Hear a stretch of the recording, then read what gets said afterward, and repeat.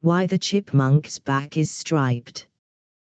What a splendid lodge it was, and how grand War Eagle looked leaning against his backrest in the firelight.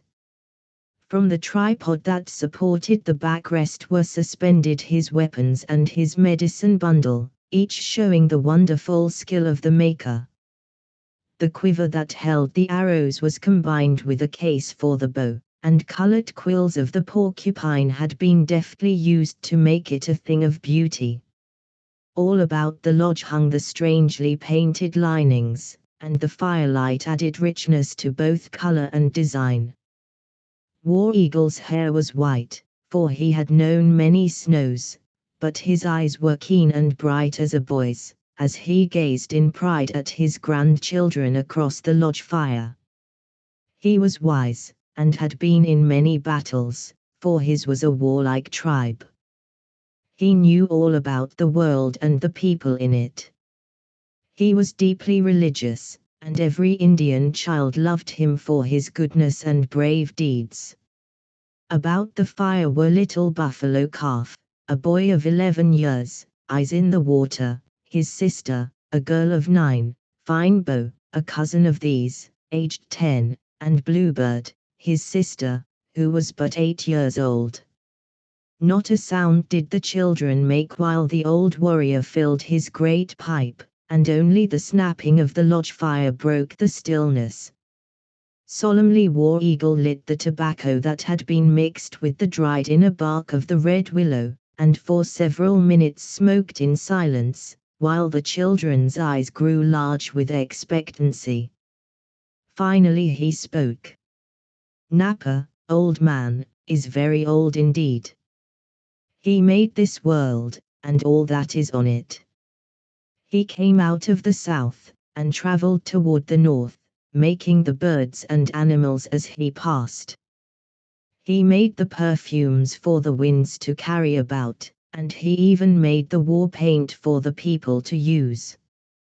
He was a busy worker, but a great liar and thief, as I shall show you after I have told you more about him. It was Old Man who taught the beaver all his cunning. It was Old Man who told the bear to go to sleep when the snow grew deep in winter, and it was he who made the curlew's bill so long and crooked, although it was not that way at first. Old Man used to live on this world with the animals and birds. There was no other man or woman then, and he was chief over all the animal people and the bird people. He could speak the language of the robin, knew the words of the bear, and understood the sign talk of the beaver, too. He lived with the wolves, for they are the great hunters. Even today we make the same sign for a smart man as we make for the wolf, so you see he taught them much while he lived with them. Old Man made a great many mistakes in making things, as I shall show you after a while. Yet he worked until he had everything good. But he often made great mischief and taught many wicked things. These I shall tell you about some day. Everybody was afraid of Old Man and his tricks and lies, even the animal people, before he made men and women. He used to visit the lodges of our people and make trouble long ago. But he got so wicked that Manitou grew angry at him, and one day in the month of roses, he built a lodge for Old Man and told him that he must stay in it forever. Of course he had to do that, and nobody knows where the lodge was built, nor in what country, but that is why we never see him as our grandfathers did long, long ago. What I shall tell you now happened when the world was young. It was a fine summer day, and Old Man was traveling in the forest. He was going north and straight as an arrow, looking at nothing, hearing nothing. No one knows what he was after, to this day. The birds and forest people spoke politely to him as he passed, but he answered none of them. The pine squirrel, who is always trying to find out other people's business, asked him where he was going, but Old Man wouldn't tell him. The woodpecker hammered on a dead tree to make him look that way, but he wouldn't. The elk people and the deer people saw him pass, and all said that he must be up to some mischief or he would stop and talk a while. The pine trees murmured, and the bushes whispered their greeting, but he kept his eyes straight ahead and went on traveling. The sun was low when Old Man heard a groan. Here War Eagle groaned to show the children how it sounded, and turning about he saw a warrior lying bruised and bleeding near a spring of cold water. Old Man knelt beside the man and asked, "Is there war in this country?" "Yes," answered the man. "This whole day long we have fought to kill a person, but we have all been killed, I am afraid." "That is strange," said Old Man. "How can one person kill so many men?" "Who is this person? Tell me his name." But the man didn't answer, he was dead. When Old Man saw that life had left the wounded man, he drank from the spring, and went on toward the north. But before long he heard a noise as of men fighting, and he stopped to look and listen. Finally he saw the bushes bend and sway near a creek that flowed through the forest. He crawled toward the spot, and peering through the brush saw a great person near a pile of dead men, with his back against a pine tree. The person was full of arrows, and he was pulling them from his ugly body. Calmly the person broke the shafts of the arrows, tossed them aside, and stopped the blood flow with a brush of his hairy hand. His head was large and fierce-looking, and his eyes were small and wicked. His great body was larger than that of a buffalo bull and covered with scars of many battles. Old Man went to the creek, and with his buffalo horn cup brought some water to the person, asking as he approached, "Who are you, person? Tell me, so I can make you a fine present, for you are great in war." "I am Bad Sickness," replied the person. "Tribes I have met remember me and always will, for their bravest warriors are afraid when I make war upon them. I come in the night or I visit their camps in daylight. It is always the same, they are frightened and I kill them easily." "Ho," said Old Man, "tell me how to make Bad Sickness, for I often go to war myself." He lied, for he was never in a battle in his life. The person shook his ugly head and then Old Man said, "If you will tell me how to make Bad Sickness I will make you small and handsome. When you are big, as you now are, it is very hard to make a living, but when you are small, little food will make you fat. Your living will be easy because I will make your food grow everywhere." "Good," said the person, "I will do it. You must kill the fawns of the deer and the calves of the elk when they first begin to live. When you have killed enough of them you must make a robe of their skins. Whenever you wear that robe and sing 'Now you sicken, now you sicken,' the sickness will come, that is all there is to it." "Good," said Old Man, "now lie down to sleep and I will do as I promised." The person went to sleep and Old Man breathed upon him until he grew so tiny that he laughed to see how small he had made him. Then he took out his paint sack and striped the person's back with black and yellow. It looked bright and handsome and he waked the person, who was now a tiny animal with a bushy tail, to make him pretty. "Now," said Old Man, "you are the chipmunk, and must always wear those striped clothes.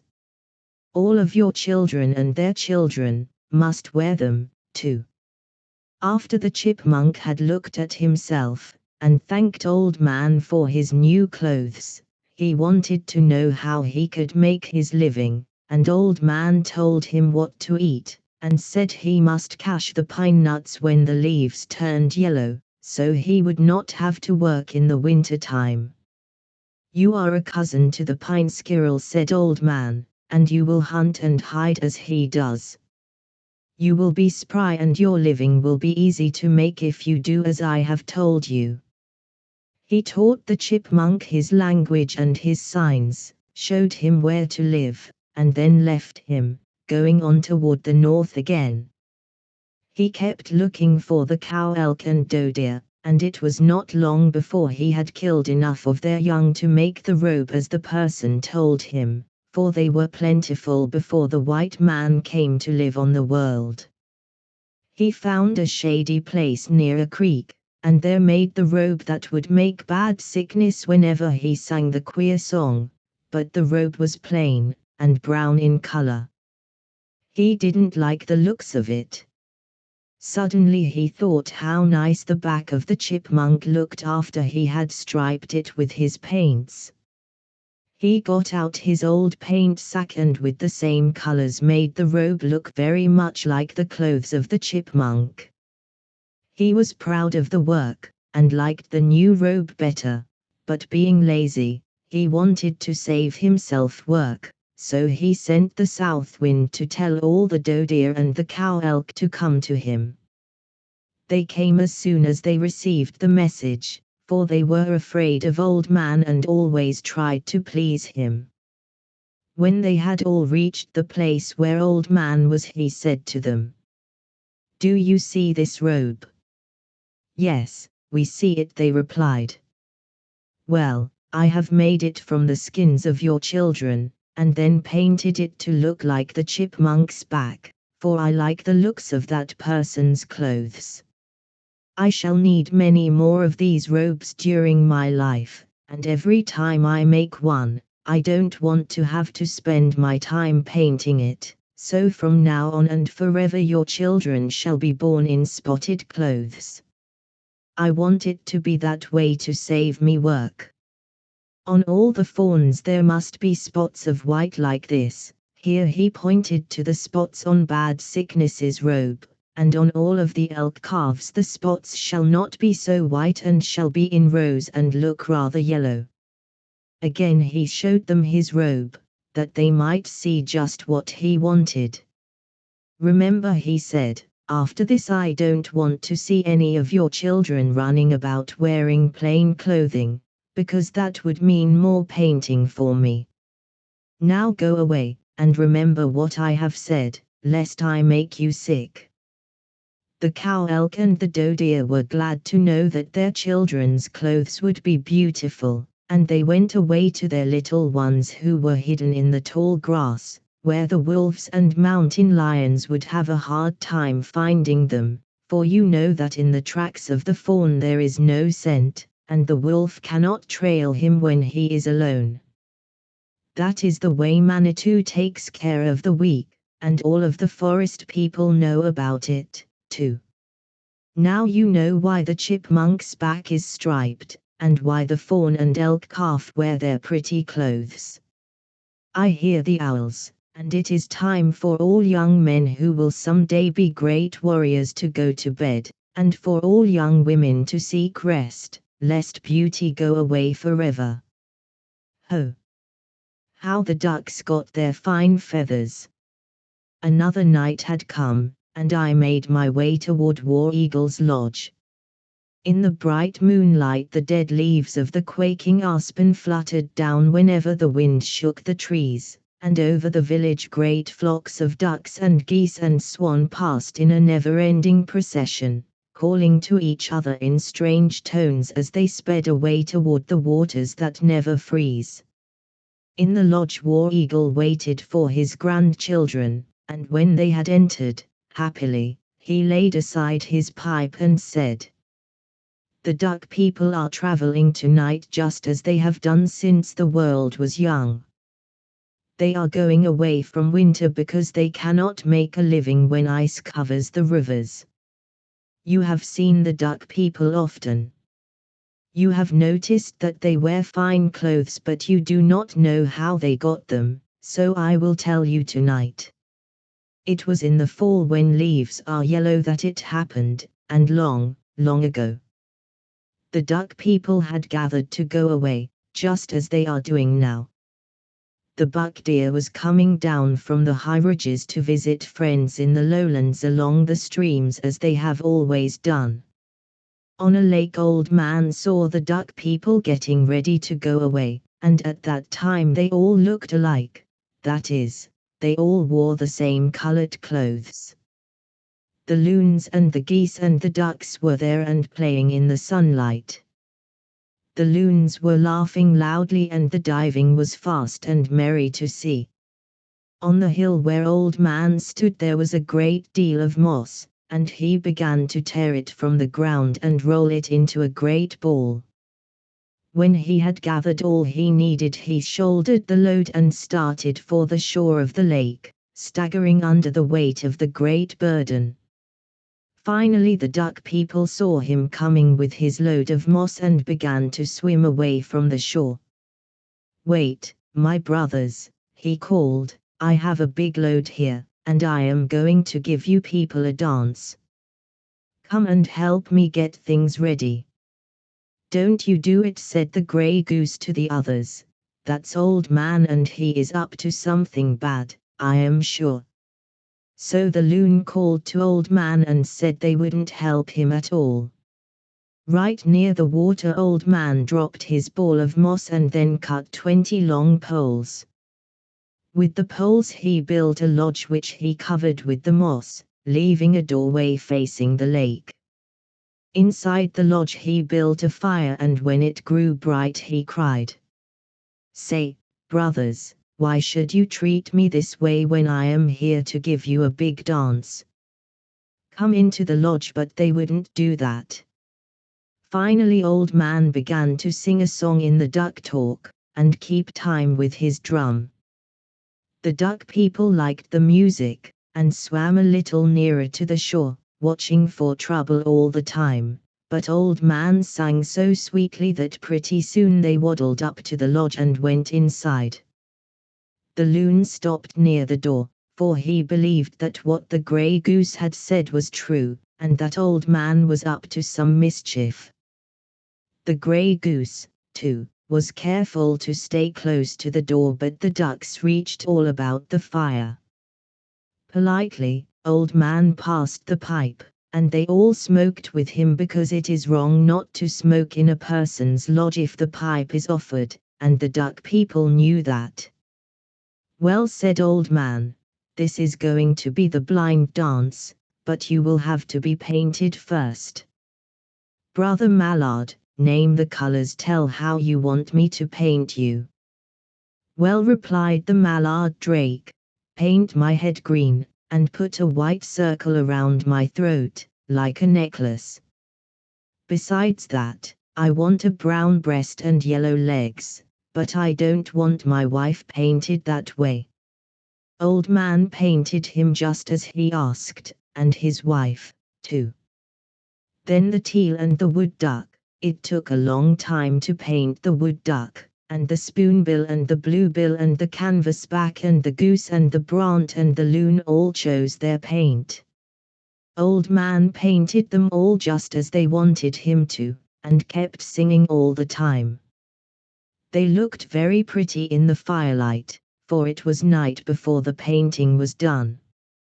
"Now," said Old Man, "as this is the blind dance, when I beat upon my drum you must all shut your eyes tight and circle around the fire as I sing. Every one that peeks will have sore eyes forever." Then the duck people shut their eyes and Old Man began to sing, "Now you come, ducks, now you come, tum tum, tum, tum tum, tum." Around the fire they came with their eyes still shut, and as fast as they reached Old Man, the rascal would seize them, and wring their necks. Ho! Things were going fine for Old Man, but the loon peeked a little, and saw what was going on. Several others heard the fluttering and opened their eyes, too. The loon cried out, "He's killing us, let us fly," and they did that. There was a great squawking and quacking and fluttering as the duck people escaped from the lodge. Ho! But Old Man was angry, and he kicked the back of the loon duck, and that is why his feet turn from his body when he walks or tries to stand. Yes, that is why he is a cripple today. And all of the duck people that peeked that night at the dance still have sore eyes, just as Old Man told them they would have. Of course they hurt and smart no more, but they stay red to pay for peeking, and always will. You have seen the mallard and the rest of the duck people. You can see that the colors Old Man painted so long ago are still bright and handsome, and they will stay that way forever and forever. Ho! Why the kingfisher always wears a war bonnet. Autumn nights on the upper Missouri River in Montana are indescribably beautiful, and under their spell imagination is a constant companion to him who lives in wilderness, lending strange, weird echoes to the voice of man or wolf, and unnatural shapes in shadow to commonplace forms. The moon had not yet climbed the distant mountain range to look down on the humbler lands when I started for War Eagle's lodge, and dimming the stars in its course, the Milky Way stretched across the jeweled sky. The Wolf's Trail, the Indians call this filmy streak that foretells fair weather, and tonight it promised much, for it seemed plainer and brighter than ever before. How? Greeted War Eagle, making the sign for me to be seated near him, as I entered his lodge. Then he passed me his pipe and together we smoked until the children came. Entering quietly, they seated themselves in exactly the same positions they had occupied on the previous evenings, and patiently waited in silence. Finally War Eagle laid the pipe away and said, "Ho! Little buffalo calf, throw a big stick on the fire and I will tell you why the kingfisher wears a war bonnet." The boy did as he was bidden. The sparks jumped toward the smoke hole and the blaze lighted up the lodge until it was bright as daytime, when War Eagle continued. "You have often seen kingfisher at his fishing along the rivers, I know, and you have heard him laugh in his queer way, for he laughs a good deal when he flies.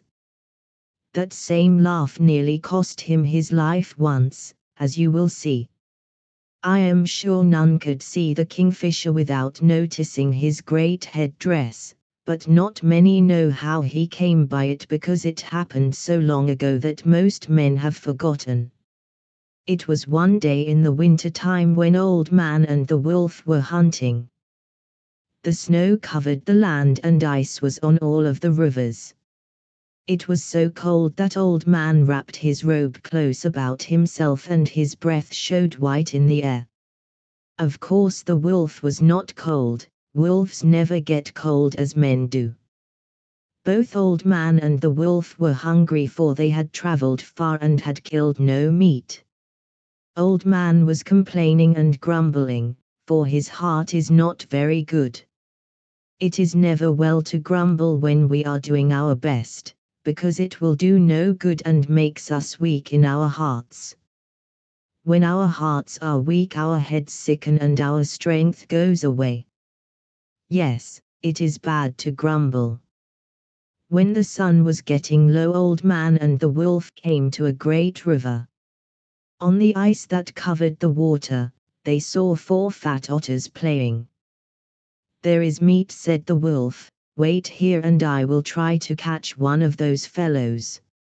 "No, no," cried Old Man, "do not run after the otter on the ice, because there are air holes in all ice that covers rivers, and you may fall in the water and die." Old Man didn't care much if the wolf did drown. He was afraid to be left alone and hungry in the snow, that was all.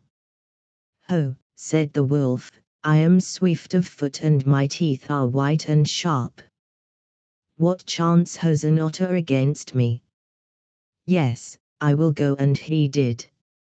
Away ran the otters with the wolf after them, while Old Man stood on the bank and shivered with fright and cold. Of course the wolf was faster than the otter, But he was running on the ice, remember, and slipping a good deal. Nearer and nearer ran the wolf. In fact, he was just about to seize an otter, when splash! Into an air hole all the otters went. Ho! The wolf was going so fast he couldn't stop, and swell. Into the air hole he went like a badger after mice, and the current carried him under the ice. The otters knew that hole was there. That was their country and they were running to reach that same hole all the time, but the wolf didn't know that. Old Man saw it all and began to cry and wail as women do. Ho! But he made a great fuss. He ran along the bank of the river, stumbling in the snowdrifts, and crying like a woman whose child is dead. But it was because he didn't want to be left in that country alone that he cried, not because he loved his brother, the wolf. On and on he ran until he came to a place where the water was too swift to freeze, and there he waited and watched for the wolf to come out from under the ice, crying and wailing and making an awful noise, for a man. Well, right there is where the thing happened. You see, Kingfisher can't fish through the ice and he knows it, too, so he always finds places like the one Old Man found. He was there that day, sitting on the limb of a birch tree, watching for fishes, and when Old Man came near to Kingfisher's tree, crying like an old woman, it tickled the fisher so much that he laughed that queer, chattering laugh. Old Man heard him and ho! But he was angry. He looked about to see who was laughing at him, and that made Kingfisher laugh again, longer and louder than before. This time Old Man saw him and swell. He threw his war club at Kingfisher, tried to kill the bird for laughing. Kingfisher ducked so quickly that Old Man's club just grazed the feathers on his head, making them stand up straight. There, said Old Man, I'll teach you to laugh at me when I'm sad. Your feathers are standing up on the top of your head now and they will stay that way, too. As long as you live you must wear a headdress, to pay for your laughing, and all your children must do the same. This was long, long ago, but the Kingfishers have not forgotten, and they all wear war bonnets, and always will as long as there are Kingfishers. Now I will say good night, and when the sun sleeps again I will tell you why the curlew's bill is so long and crooked. Ho! Why the curlew's bill is long and crooked. When we reached War Eagle's lodge we stopped near the door, for the old fellow was singing some old, sad song of younger days and keeping time with his tom-tom. Somehow the music made me sad, and not until it had ceased, did we enter. How? He greeted us, with no trace of the sadness in his voice that I detected in his song. You have come here tonight to learn why the curlew's bill is so long and crooked. I will tell you, as I promised, but first I must smoke. In silence we waited until the pipe was laid aside, then War Eagle began. By this time you know that Old Man was not always wise, even if he did make the world, and all that is on it. He often got into trouble, but something always happened to get him out of it. What I shall tell you now will show you that it is not well to try to do things just because others do them. They may be right for others, and wrong for us, but Old Man didn't understand that, you see. One day he saw some mice playing and went near to watch them. It was springtime, and the frost was just coming out of the ground. A big flat rock was sticking out of a bank near a creek, and the sun had melted the frost from the earth about it, loosening it, so that it was about to fall. The chief mouse would sing a song, while all the other mice danced, and then the chief would cry, now, and all the mice would run past the big rock. On the other side, the chief mouse would sing again, and then say now. Back they would come right under the dangerous rock. Sometimes little bits of dirt would crumble and fall near the rock, as though warning the mice that the rock was going to fall, but they paid no attention to the warning, and kept at their playing. Finally Old-Man said, "Say, Chief Mouse, I want to try that. I want to play that game. I am a good runner." He wasn't, you know, but he thought he could run. That is often where we make great mistakes, when we try to do things we were not intended to do. "No, no," cried the chief mouse, as Old-Man prepared to make the race past the rock. "No. No. You will shake the ground. You are too heavy, and the rock may fall and kill you. My people are light of foot and fast. We are having a good time, but if you should try to do as we are doing, you might get hurt, and that would spoil our fun." "Ho," said Old-Man, "stand back. I'll show you what a runner I am." He ran like a grizzly bear, and shook the ground with his weight. Swow! Came the great rock on top of Old-Man and held him fast in the mud. My! How he screamed and called for aid. All the mice people ran away to find help. It was a long time before the mice people found anybody, but they finally found the coyote, and told him what had happened. Coyote didn't like Old-Man very much, but he said he would go and see what he could do, and he did. The mice people showed him the way, and when they all reached the spot, there was Old-Man deep in the mud, with the big rock on his back. He was angry and was saying things people should not say, for they do no good and make the mind wicked. Coyote said, "Keep still, you big baby. Quit kicking about so. You are splashing mud in my eyes. How can I see with my eyes full of mud? Tell me that. I am going to try to help you out of your trouble." He tried, but Old-Man insulted Coyote and called him a name that is not good, so the Coyote said, "Well, stay there," and went away. Again Old-Man began to call for helpers, and the curlew, who was flying over, saw the trouble, and came down to the ground to help. In those days curlew had a short, stubby bill, and he thought that he could break the rock by pecking it. He pecked and pecked away without making any headway, till Old-Man grew angry at him, as he did at the coyote. The harder the curlew worked, the worse Old-Man scolded him. Old-Man lost his temper altogether, you see, which is a bad thing to do, for we lose our friends with it, often.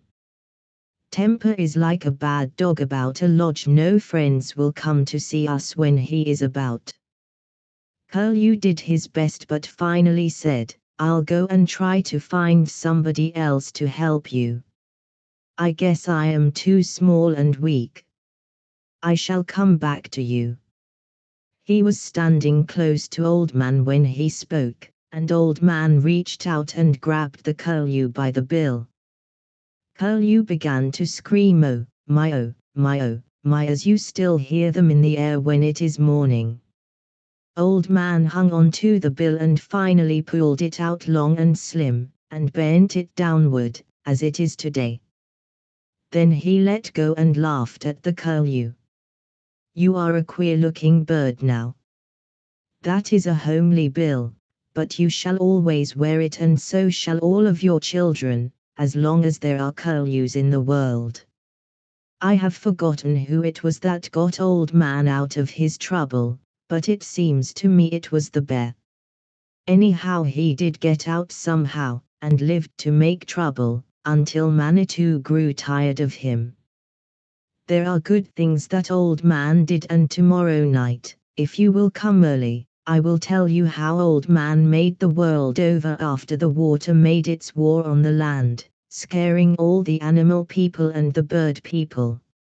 I will also tell you how he made the first man and the first woman and who they were. But now the grouse is fast asleep, nobody is stirring but those who were made to see in the dark, like the owl and the wolf. Ho!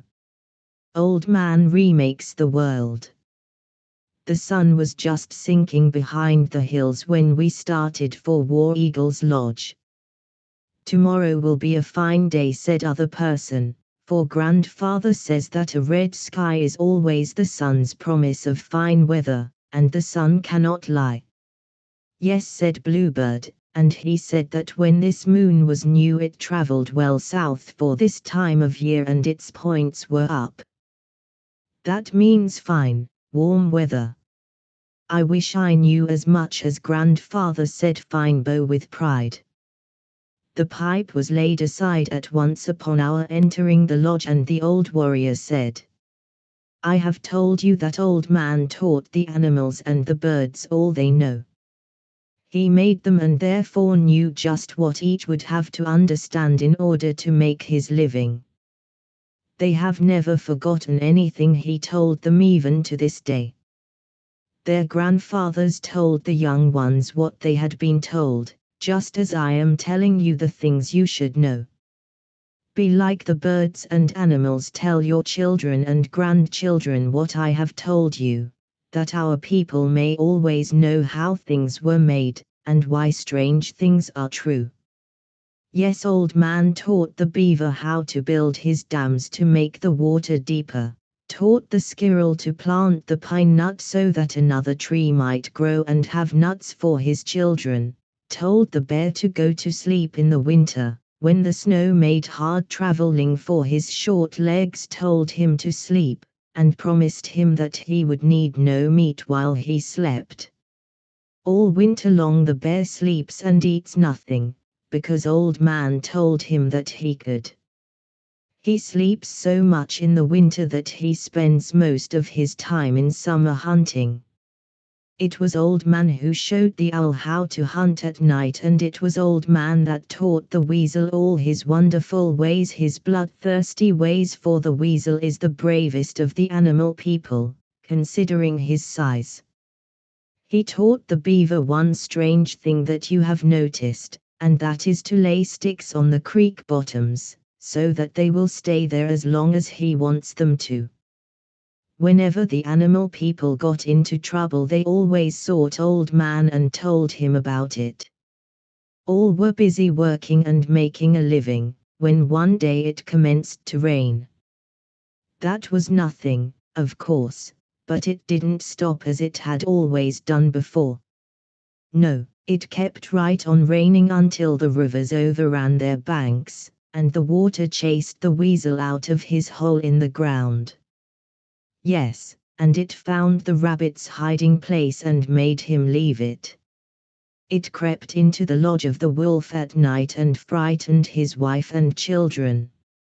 It poured into the den of the bear among the rocks and he had to move. It crawled under the logs in the forest and found the mice people.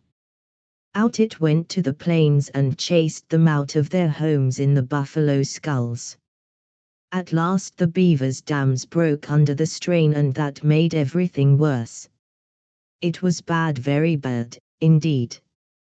Everybody except the fish people were frightened and all went to find Old Man that they might tell him what had happened. Finally they found his fire, far up on a timbered bench, and they said that they wanted a council right away. It was a strange sight to see the eagle sitting next to the grouse, the rabbit sitting close to the lynx, the mouse right under the very nose of the bobcat, and the tiny hummingbird talking to the hawk in a whisper, as though they had always been great friends. All about Old Man's fire they sat and whispered or talked in signs. Even the deer spoke to the mountain lion, and the antelope told the wolf that he was glad to see him, because fear had made them all friends. The whispering and the sign-making stopped when Old Man raised his hand like that. Here War Eagle raised his hand with the palm outward, and asked them what was troubling them. The bear spoke first, of course, and told how the water had made him move his camp. He said all the animal people were moving their homes, and he was afraid they would be unable to find good camping places, because of the water. Then the beaver spoke, because he is wise and all the forest people know it. He said his dams would not hold back the water that came against them, that the whole world was a lake, and that he thought they were on an island. He said he could live in the water longer than most people, but that as far as he could see they would all die except, perhaps, the fish people, who stayed in the water all the time, anyhow. He said he couldn't think of a thing to do. Then he sat down and the sign talking and whispering commenced again. Old Man smoked a long time, smoked and thought hard. Finally he grabbed his magic stone axe, and began to sing his war song. Then the rest knew he had made up his mind and knew what he would do. Swell! He struck a mighty pine tree a blow, and it fell down. Swell! Down went another and another, until he had 10 times 10 of the longest, straightest, and largest trees in all the world lying side by side before him. Then Old Man chopped off the limbs, and with the aid of magic rolled the great logs tight together.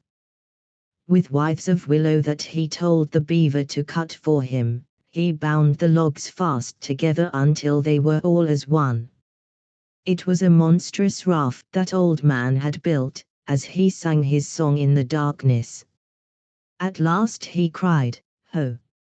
Everybody hurry and sit on this raft I have made," and they did hurry. It was not long till the water had reached the logs, then it crept in between them, and finally it went on past the raft and off into the forest, looking for more trouble. By and by the raft began to groan, and the willow withes squeaked and cried out as though ghost people were crying in the night. That was when the great logs began to tremble as the water lifted them from the ground. Rain was falling, night was there, and fear made cowards of the bravest on the raft. All through the forest there were bad noises, noises that make the heart cold as the raft bumped against great trees rising from the earth that they were leaving forever. Higher and higher went the raft, higher than the bushes, higher than the limbs on the trees, higher than the woodpecker's nest, higher than the tree tops, and even higher than the mountains. Then the world was no more, for the water had whipped the land in the war it made against it. Day came, and still the rain was falling. Night returned, and yet the rain came down. For many days and nights they drifted in the falling rain, whirling and twisting about while the water played with the great raft, as a bear would play with a mouse.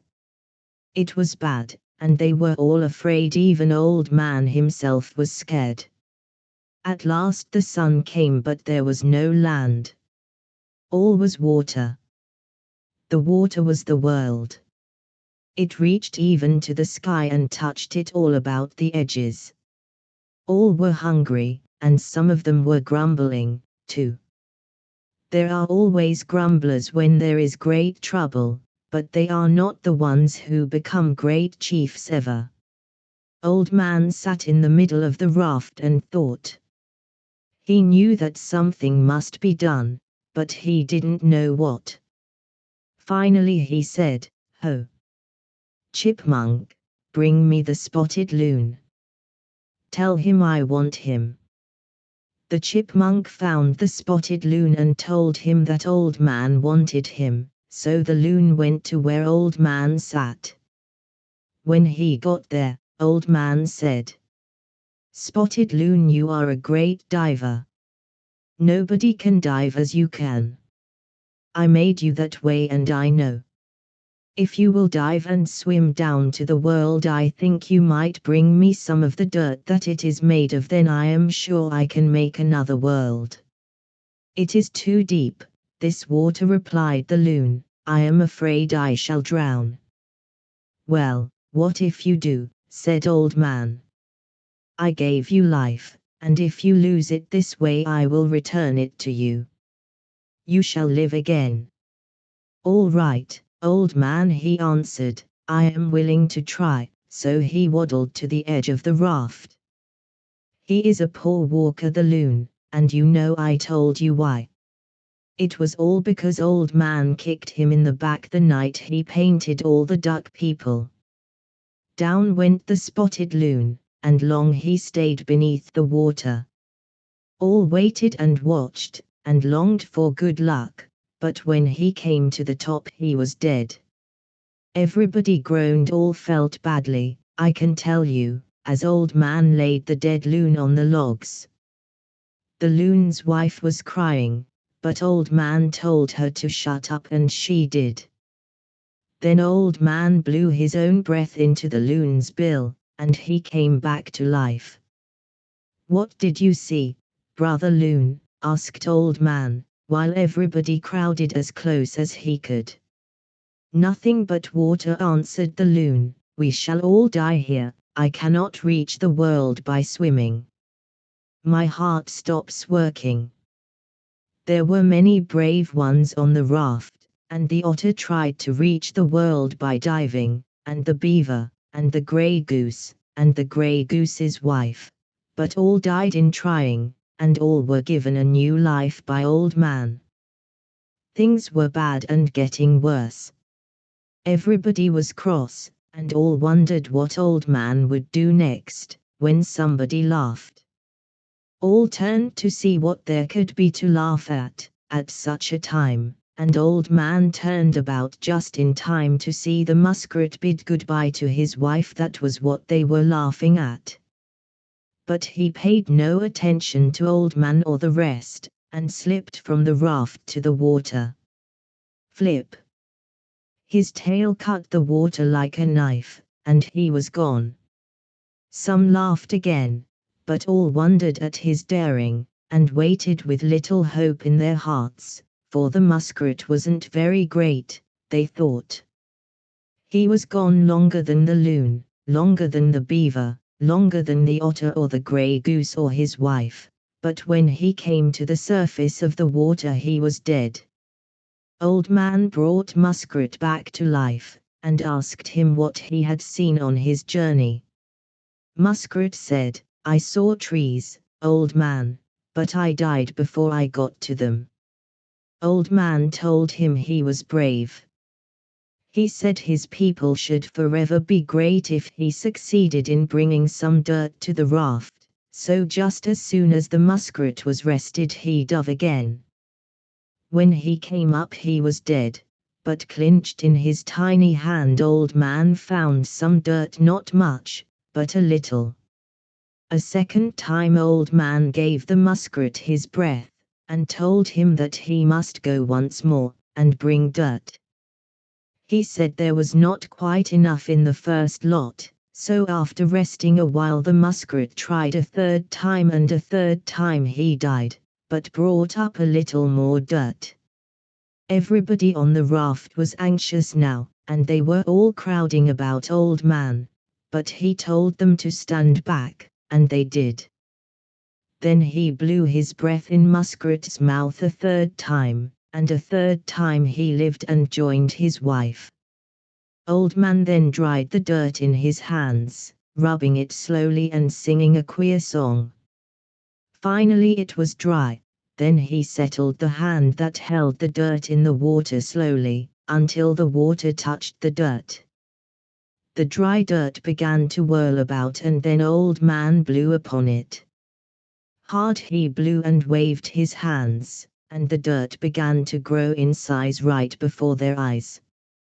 Old Man kept blowing and waving his hands until the dirt became real land, and the trees began to grow. So large it grew that none could see across it. Then he stopped his blowing and sang some more. Everybody wanted to get off the raft, but Old Man said no. "Come here, wolf," he said, and the wolf came to him. "You are swift of foot and brave. Run around this land I have made, that I may know how large it is."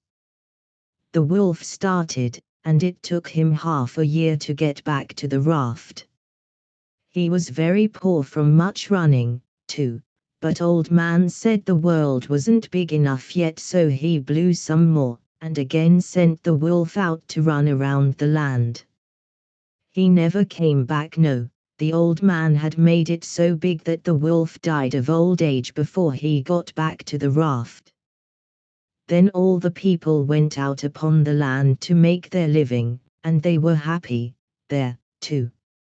After they had been on the land for a long time, Old Man said, "Now I shall make a man and a woman, for I am lonesome living with you people." He took 2 or 3 handfuls of mud from the world he had made, and molded both a man and a woman. Then he set them side by side and breathed upon them. They lived. And he made them very strong and healthy, very beautiful to look upon. Chippewas, he called these people, and they lived happily on that world until a white man saw an eagle sailing over the land and came to look about. He stole the woman, that white man did, and that is where all the tribes came from that we know today. None are pure of blood but the 2 humans he made of clay, and their own children. And they are the Chippewas. That is a long story, and now you must hurry to bed. Tomorrow night I will tell you another story. Why Blackfeet never kill mice. Muskrat and his grandmother were gathering wood for the camp the next morning, when they came to an old buffalo skull. The plains were dotted with these relics of the chase, for already the hide-hunting white man had played havoc with the great herds of buffalo. This skull was in a grove of cottonwood trees near the river, and as they approached 2 mice scampered into it to hide. Muskrat, in great glee, secured a stick and was about to turn the skull over and kill the mice, when his grandmother said, "No, our people never kill mice. Your grandfather will tell you why if you ask him. The mice people are our friends and we treat them as such. Even small people can be good friends, remember that." All the day the boy wondered why the mice people should not be harmed, and just at dark he came for me to accompany him to War Eagle's lodge. On the way he told me what his grandmother had said, and that he intended to ask for the reason, as soon as we arrived.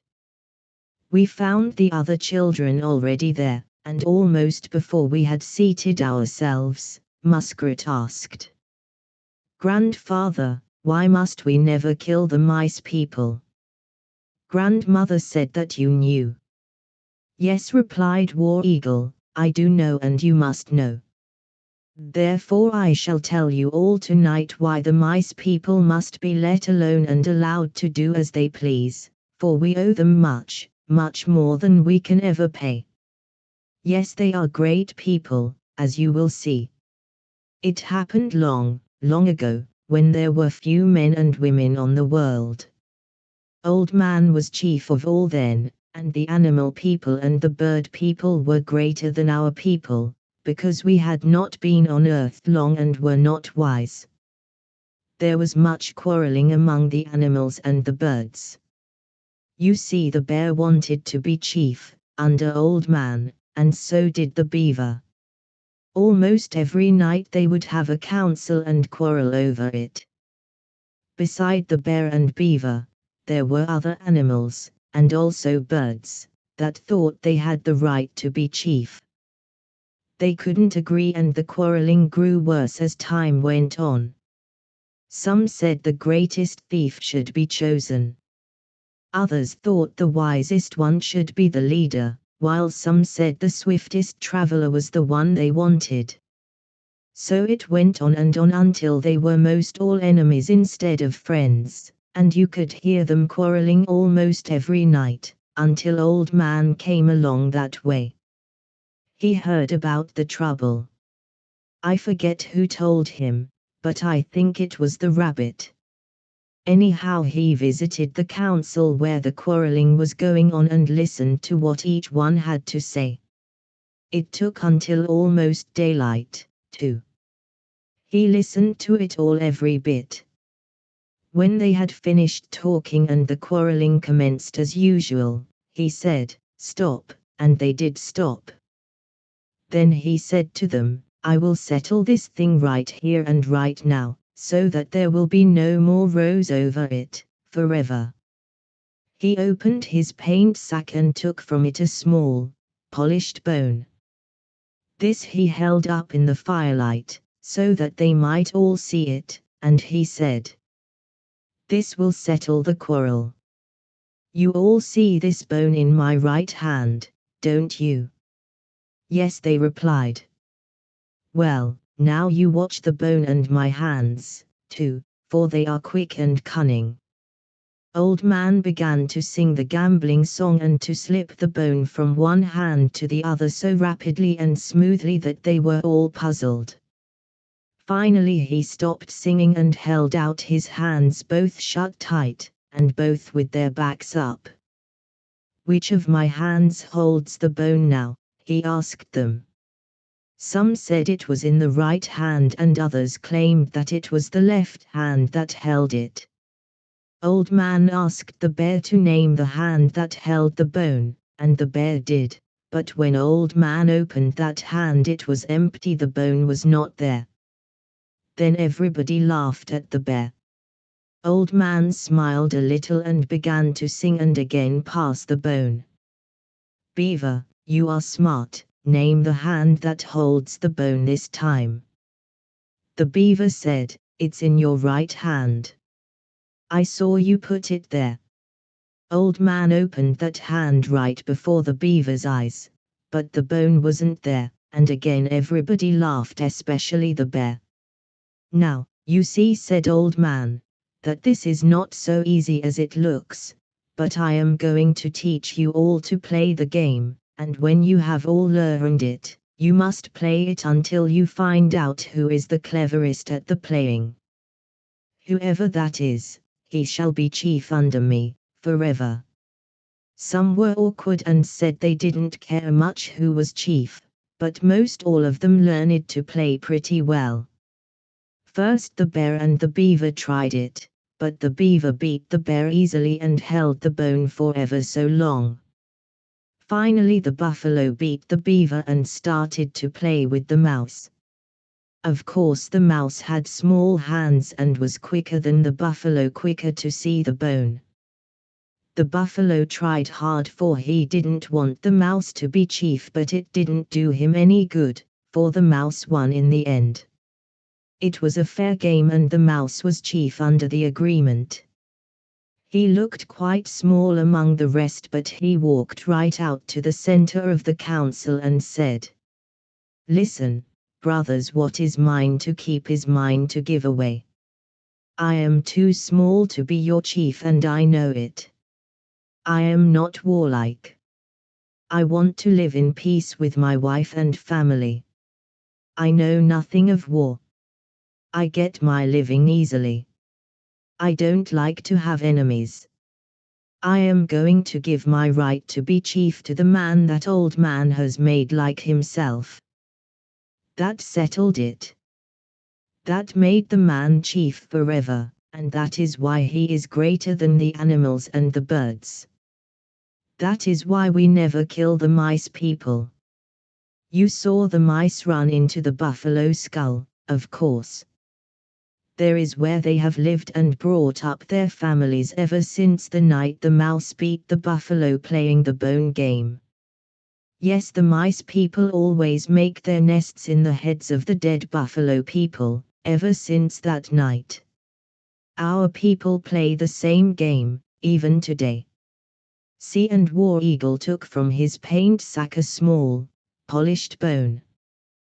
Then he sang just as Old Man did so long ago. He let the children try to guess the hand that held the bone, as the animal people did that fateful night, but, like the animals, they always guessed wrong. Laughingly War Eagle said, "Now go to your beds and come to see me tomorrow night." Ho! How the otter skin became great medicine.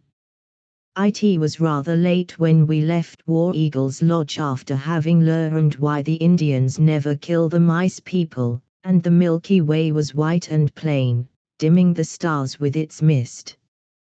The children all stopped to say good night to Little Seas in the dark, a brand new baby sister of bluebirds, then they all went to bed.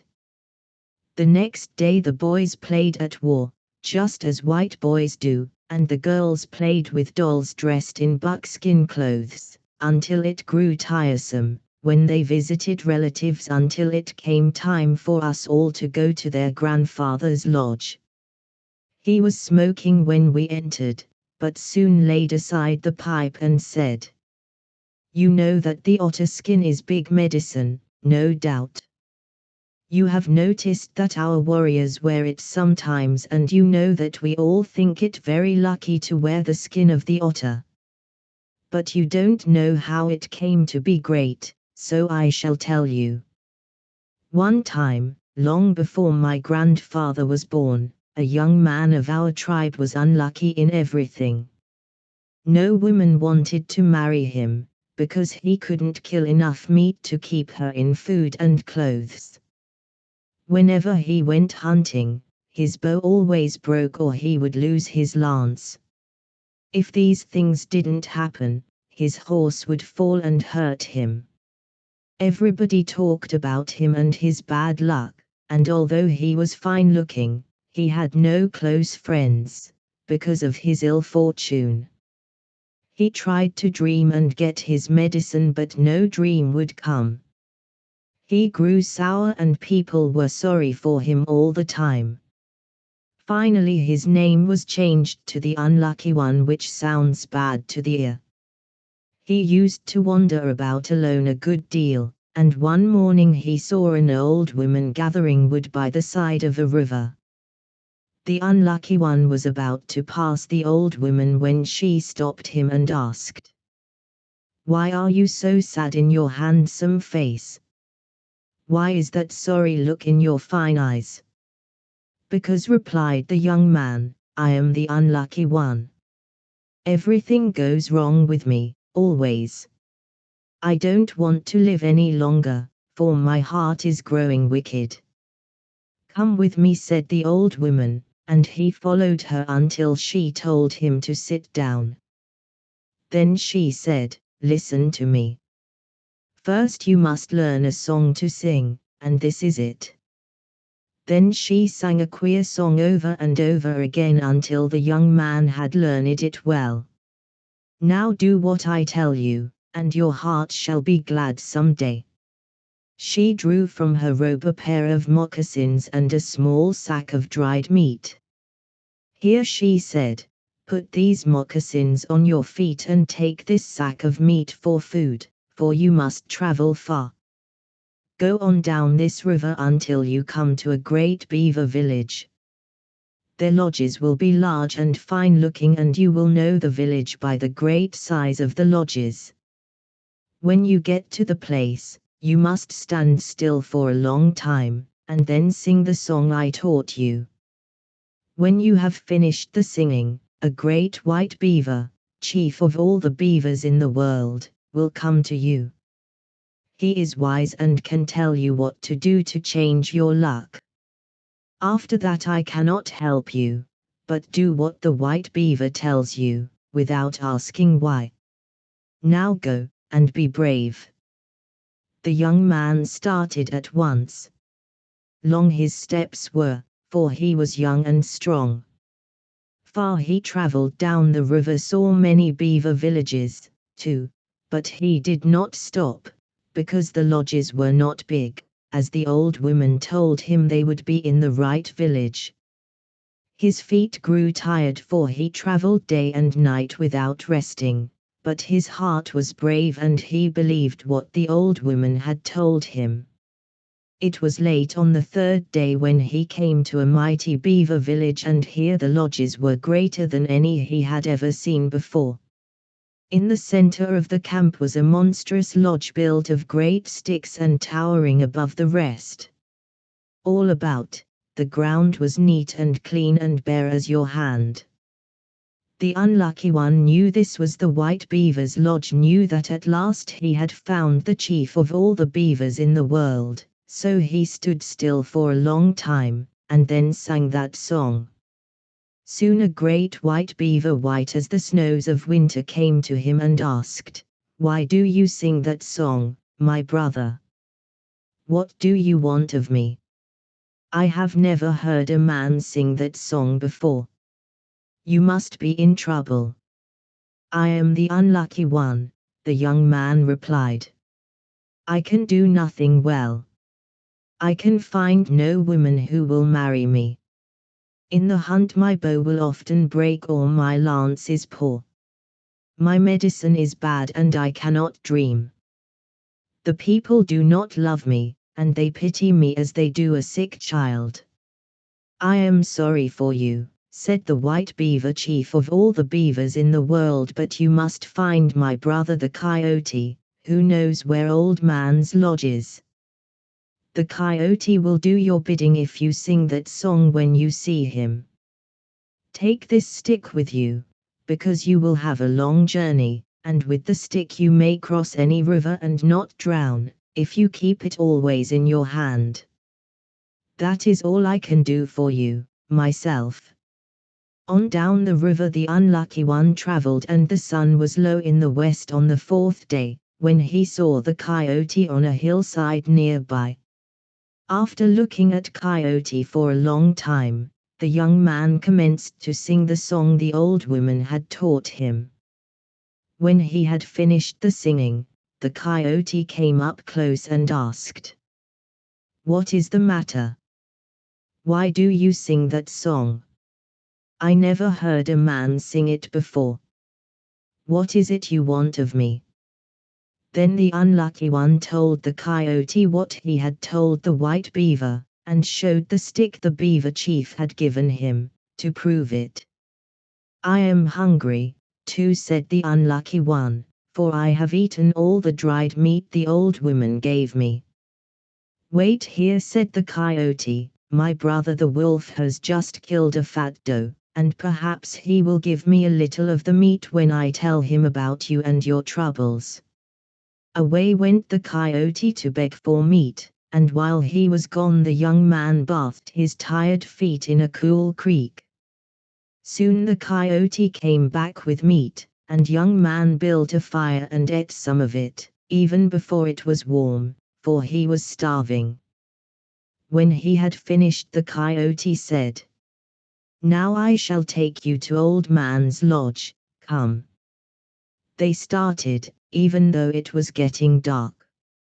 Long they traveled without stopping over plains and mountains, through great forests and across rivers, until they came to a cave in the rough rocks on the side of a mighty mountain. "In there," said the Coyote, "you will find Old Man, and he can tell you what you want to know." The unlucky one stood before the black hole in the rocks for a long time, because he was afraid, but when he turned to speak to the Coyote he found himself to be alone. The Coyote had gone about his own business, had silently slipped away in the night. Slowly and carefully the young man began to creep into the cave, feeling his way in the darkness. His heart was beating like a tom-tom at a dance. Finally he saw a fire away back in the cave. The shadows danced about the stone sides of the cave as men say the ghosts do, and they frightened him. But looking, he saw a man sitting on the far side of the fire. The man's hair was like the snow and very long. His face was wrinkled with the seams left by many years of life, and he was naked in the firelight that played about him. Slowly the young man stood upon his feet and began to walk toward the fire with great fear in his heart. When he had reached the place where the firelight fell upon him, the old man looked up and said, "How, young man, I am old man. Why did you come here? What is it you want?" Then the unlucky one told Old Man just what he had told the old woman and the white beaver and the coyote, and showed the stick the beaver had given him, to prove it. "Smoke," said Old Man, and passed the pipe to his visitor. After they had smoked, Old Man said, "I will tell you what to do.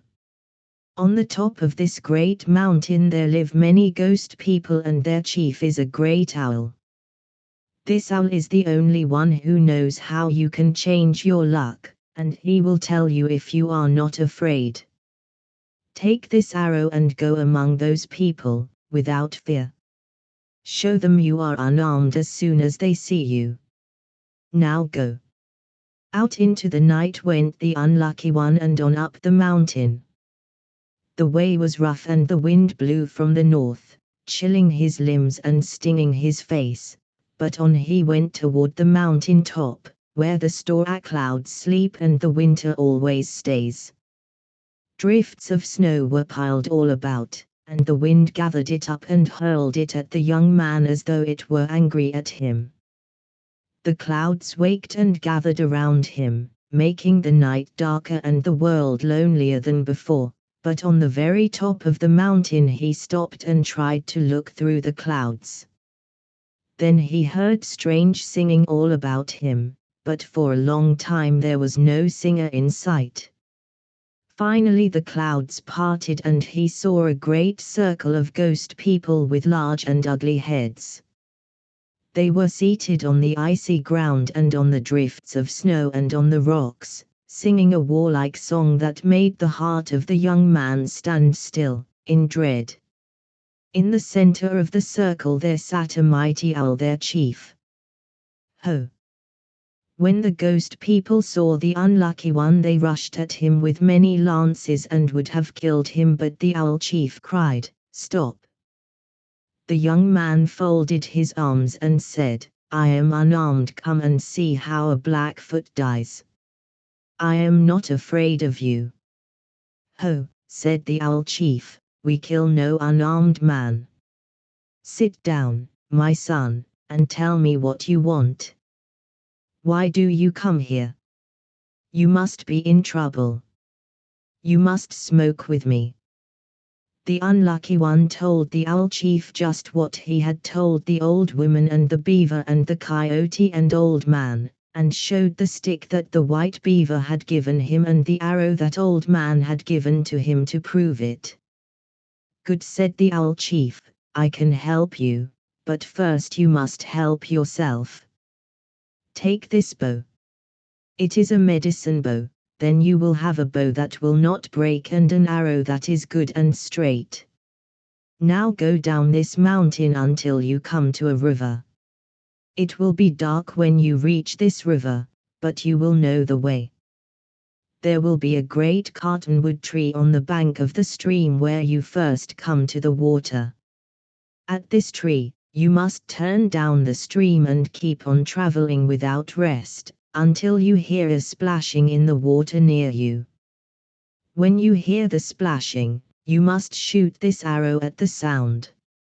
Shoot quickly, for if you do not you can never have any good luck. If you do as I have told you, the splasher will be killed and you must then take his hide and wear it always. The skin that the splasher wears will make you a lucky man. It will make anybody lucky and you may tell your people that it is so. Now go, for it is nearly day and we must sleep." The young man took his bow and arrow and the stick the white beaver had given him and started on his journey. All the day he traveled, and far into the night. At last he came to a river and on the bank he saw the great cottonwood tree, just as the ghost owl had told him. At the tree the young man turned down the stream and in the dark easily found his way along the bank. Very soon he heard a great splashing in the water near him, and zip he let the arrow go at the sound. Then all was still again. He stood and looked and listened, but for a long time could see nothing, hear nothing. Then the moon came out from under a cloud, and just where her light struck the river, he saw some animal floating dead. With the magic stick the young man walked out on the water, seized the animal by the legs and drew it ashore. It was an otter, and the young man took his hide, right there. A wolf waited in the brush for the body of the otter, and the young man gave it to him willingly, because he remembered the meat the wolf had given the coyote. As soon as the young man had skinned the otter he threw the hide over his shoulder and started for his own country with a light heart, but at the first good place he made a camp, and slept. That night he dreamed and all was well with him. After days of travel he found his tribe again, and told what had happened. He became a great hunter and a great chief among us. He married the most beautiful woman in the tribe and was good to her always. They had many children, and we remember his name as one that was great in war. That is all ho. Old man steals the sun's leggings. Firelight, what a charm it adds to storytelling. How its moods seem to keep pace with situations pictured by the oracle, offering shadows when dread is abroad, and light when a pleasing climax is reached, for interest undoubtedly tends the blaze, while sympathy contributes or withholds fuel, according to its dictates. The lodge was alight when I approached and I could hear the children singing in a happy mood, but upon entering, the singing ceased and embarrassed smiles on the young faces greeted me, nor could I coax a continuation of the song. Seated beside War Eagle was a very old Indian whose name was Red Robe, and as soon as I was seated, the host explained that he was an honored guest, that he was a Sioux and a friend of long standing. Then War Eagle lighted the pipe, passing it to the distinguished friend, who in turn passed it to me, after first offering it to the sun, the father, and the earth, the mother of all that is. In a lodge of the Blackfeet the pipe must never be passed across the doorway. To do so would insult the host and bring bad luck to all who assembled.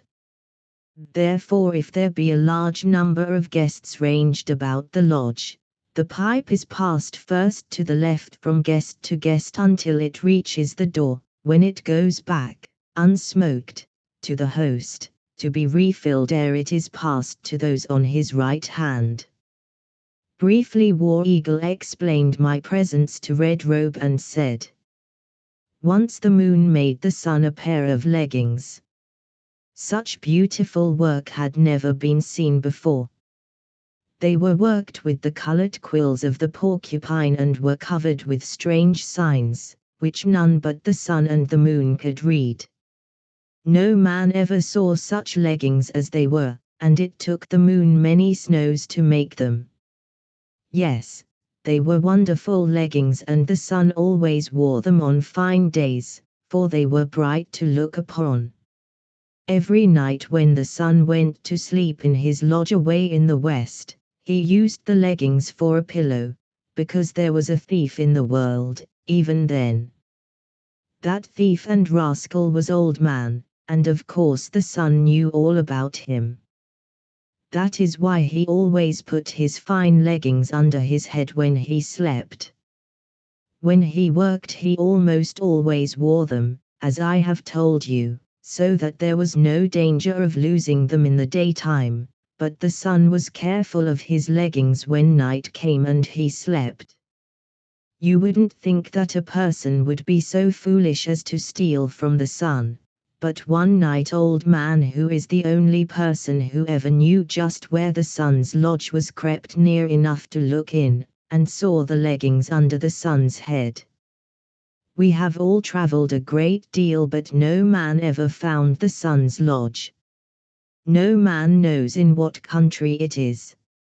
Of course we know it is located somewhere west of here, for we see him going that way every afternoon, but Old Man knew everything except that he could not fool the sun. Yes, Old Man looked into the lodge of the sun and saw the leggings there, saw the sun, too, and the sun was asleep. He made up his mind that he would steal the leggings, so he crept through the door of the lodge. There was no one at home but the sun, for the moon has work to do at night just as the children, the stars, do, so he thought he could slip the leggings from under the sleeper's head and get away. He got down on his hands and knees to walk like the bear people and crept into the lodge, but in the black darkness he put his knee upon a dry stick near the sun's bed. The stick snapped under his weight with so great a noise that the sun turned over and snorted, scaring Old Man so badly that he couldn't move for a minute. His heart was not strong. Wickedness makes every heart weaker, and after making sure that the sun had not seen him, he crept silently out of the lodge and ran away. On the top of a hill Old Man stopped to look and listen, but all was still. So he sat down and thought. "I'll get them tomorrow night when he sleeps again," he said to himself. "I need those leggings myself, and I'm going to get them, because they will make me handsome as the Sunday." He watched the moon come home to camp and saw the sun go to work, but he did not go very far away because he wanted to be near the lodge when night came again. It was not long to wait, for all the Old Man had to do was to make mischief, and only those who have work to do measure time. He was close to the lodge when the moon came out, and there he waited until the sun went inside. From the bushes Old Man saw the sun take off his leggings, and his eyes glittered with greed as he saw their owner fold them and put them under his head as he had always done. Then he waited a while before creeping closer. Little by little the old rascal crawled toward the lodge, till finally his head was inside the door. Then he waited a long, long time, even after the sun was snoring. The strange noises of the night bothered him, for he knew he was doing wrong, and when a loon cried on a lake nearby, he shivered as with cold, but finally crept to the sleeper's side. Cautiously his fingers felt about the precious leggings until he knew just how they could best be removed without waking the sun. His breath was short and his heart was beating as a war drum beats, in the black dark of the lodge. Sweat, cold sweat, that great fear always brings to the weak-hearted, was dripping from his body. And once he thought that he would wait for another night, but greed whispered again, and listening to its voice, he stole the leggings from under the sun's head. Carefully he crept out of the lodge, looking over his shoulder as he went through the door. Then he ran away as fast as he could go. Over hills and valleys, across rivers and creeks, toward the east. He wasted much breath laughing at his smartness as he ran, and soon he grew tired. "Oh," he said to himself, "I am far enough now and I shall sleep. It's easy to steal from the sun, just as easy as stealing from the bear or the beaver." He folded the leggings and put them under his head as the sun had done, and went to sleep. He had a dream and it waked him with a start. Bad deeds bring bad dreams to us all. Old Man sat up and there was the sun looking right in his face and laughing. He was frightened and ran away, leaving the leggings behind him. Laughingly the sun put on the leggings and went on toward the west, for he is always busy. He thought he would see Old Man no more, but it takes more than one lesson to teach a fool to be wise, and Old Man hid in the timber until the sun had traveled out of sight. Then he ran westward and hid himself near the sun's lodge again, intending to wait for the night and steal the leggings a second time. He was much afraid this time, but as soon as the sun was asleep he crept to the lodge and peeked inside. Here he stopped and looked about, for he was afraid the sun would hear his heart beating. Finally he started toward the sun's bed, and just then a great white owl flew from off the lodge poles, and this scared him more, for that is very bad luck and he knew it, but he kept on creeping until he could almost touch the sun. All about the lodge were beautiful linings, tanned and painted by the moon, and the queer signs on them made the old coward tremble. He heard a night bird call outside and he thought it would surely wake the sun, so he hastened to the bed and with cunning fingers stole the leggings, as he had done the night before, without waking the great sleeper. Then he crept out of the lodge, talking bravely to himself as cowards do when they are afraid. Now he said to himself, I shall run faster and farther than before.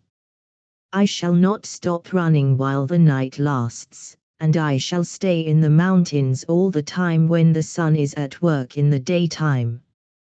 Away he went running as the buffalo runs straight ahead, looking at nothing, hearing nothing, stopping at nothing. When day began to break, Old Man was far from the sun's lodge and he hid himself in a deep gulch among some bushes that grew there.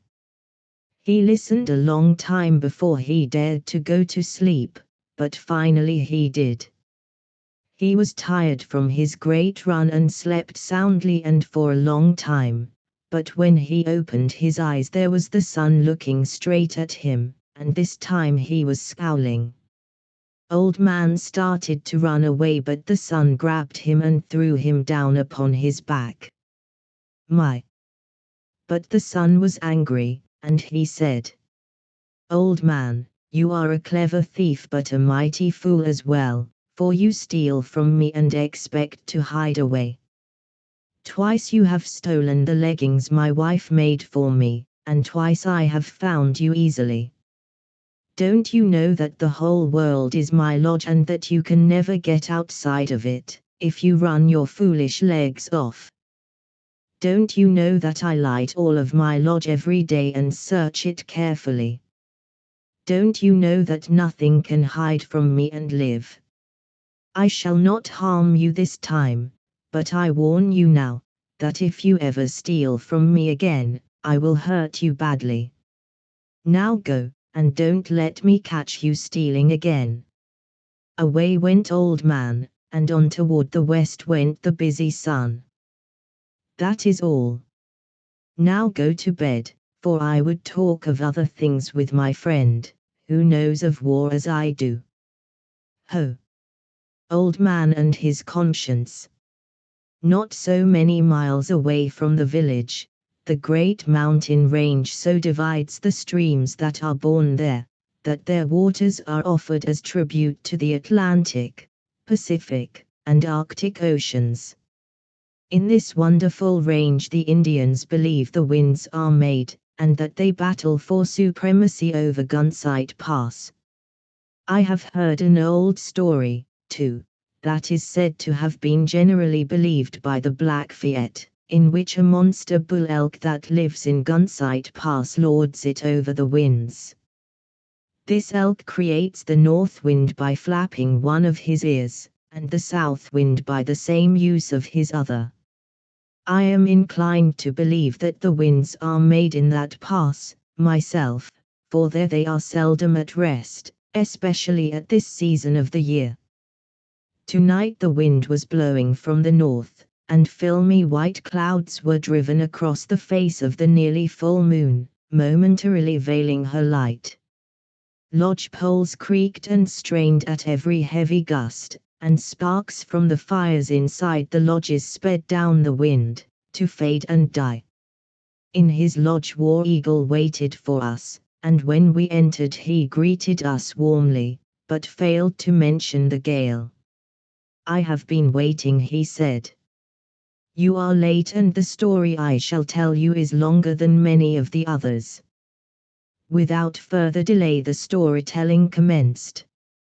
Once Old Man came upon a lodge in the forest. It was a fine one, and painted with strange signs. Smoke was curling from the top, and thus he knew that the person who lived there was at home. Without calling or speaking, he entered the lodge and saw a man sitting by the fire smoking his pipe. The man didn't speak, nor did he offer his pipe to Old Man, as our people do when they are glad to see visitors. He didn't even look at his guest, but Old Man has no good manners at all. He couldn't see that he wasn't wanted, as he looked about the man's lodge and made himself at home. The linings were beautiful and were painted with fine skill. The lodge was clean and the fire was bright, but there was no woman about.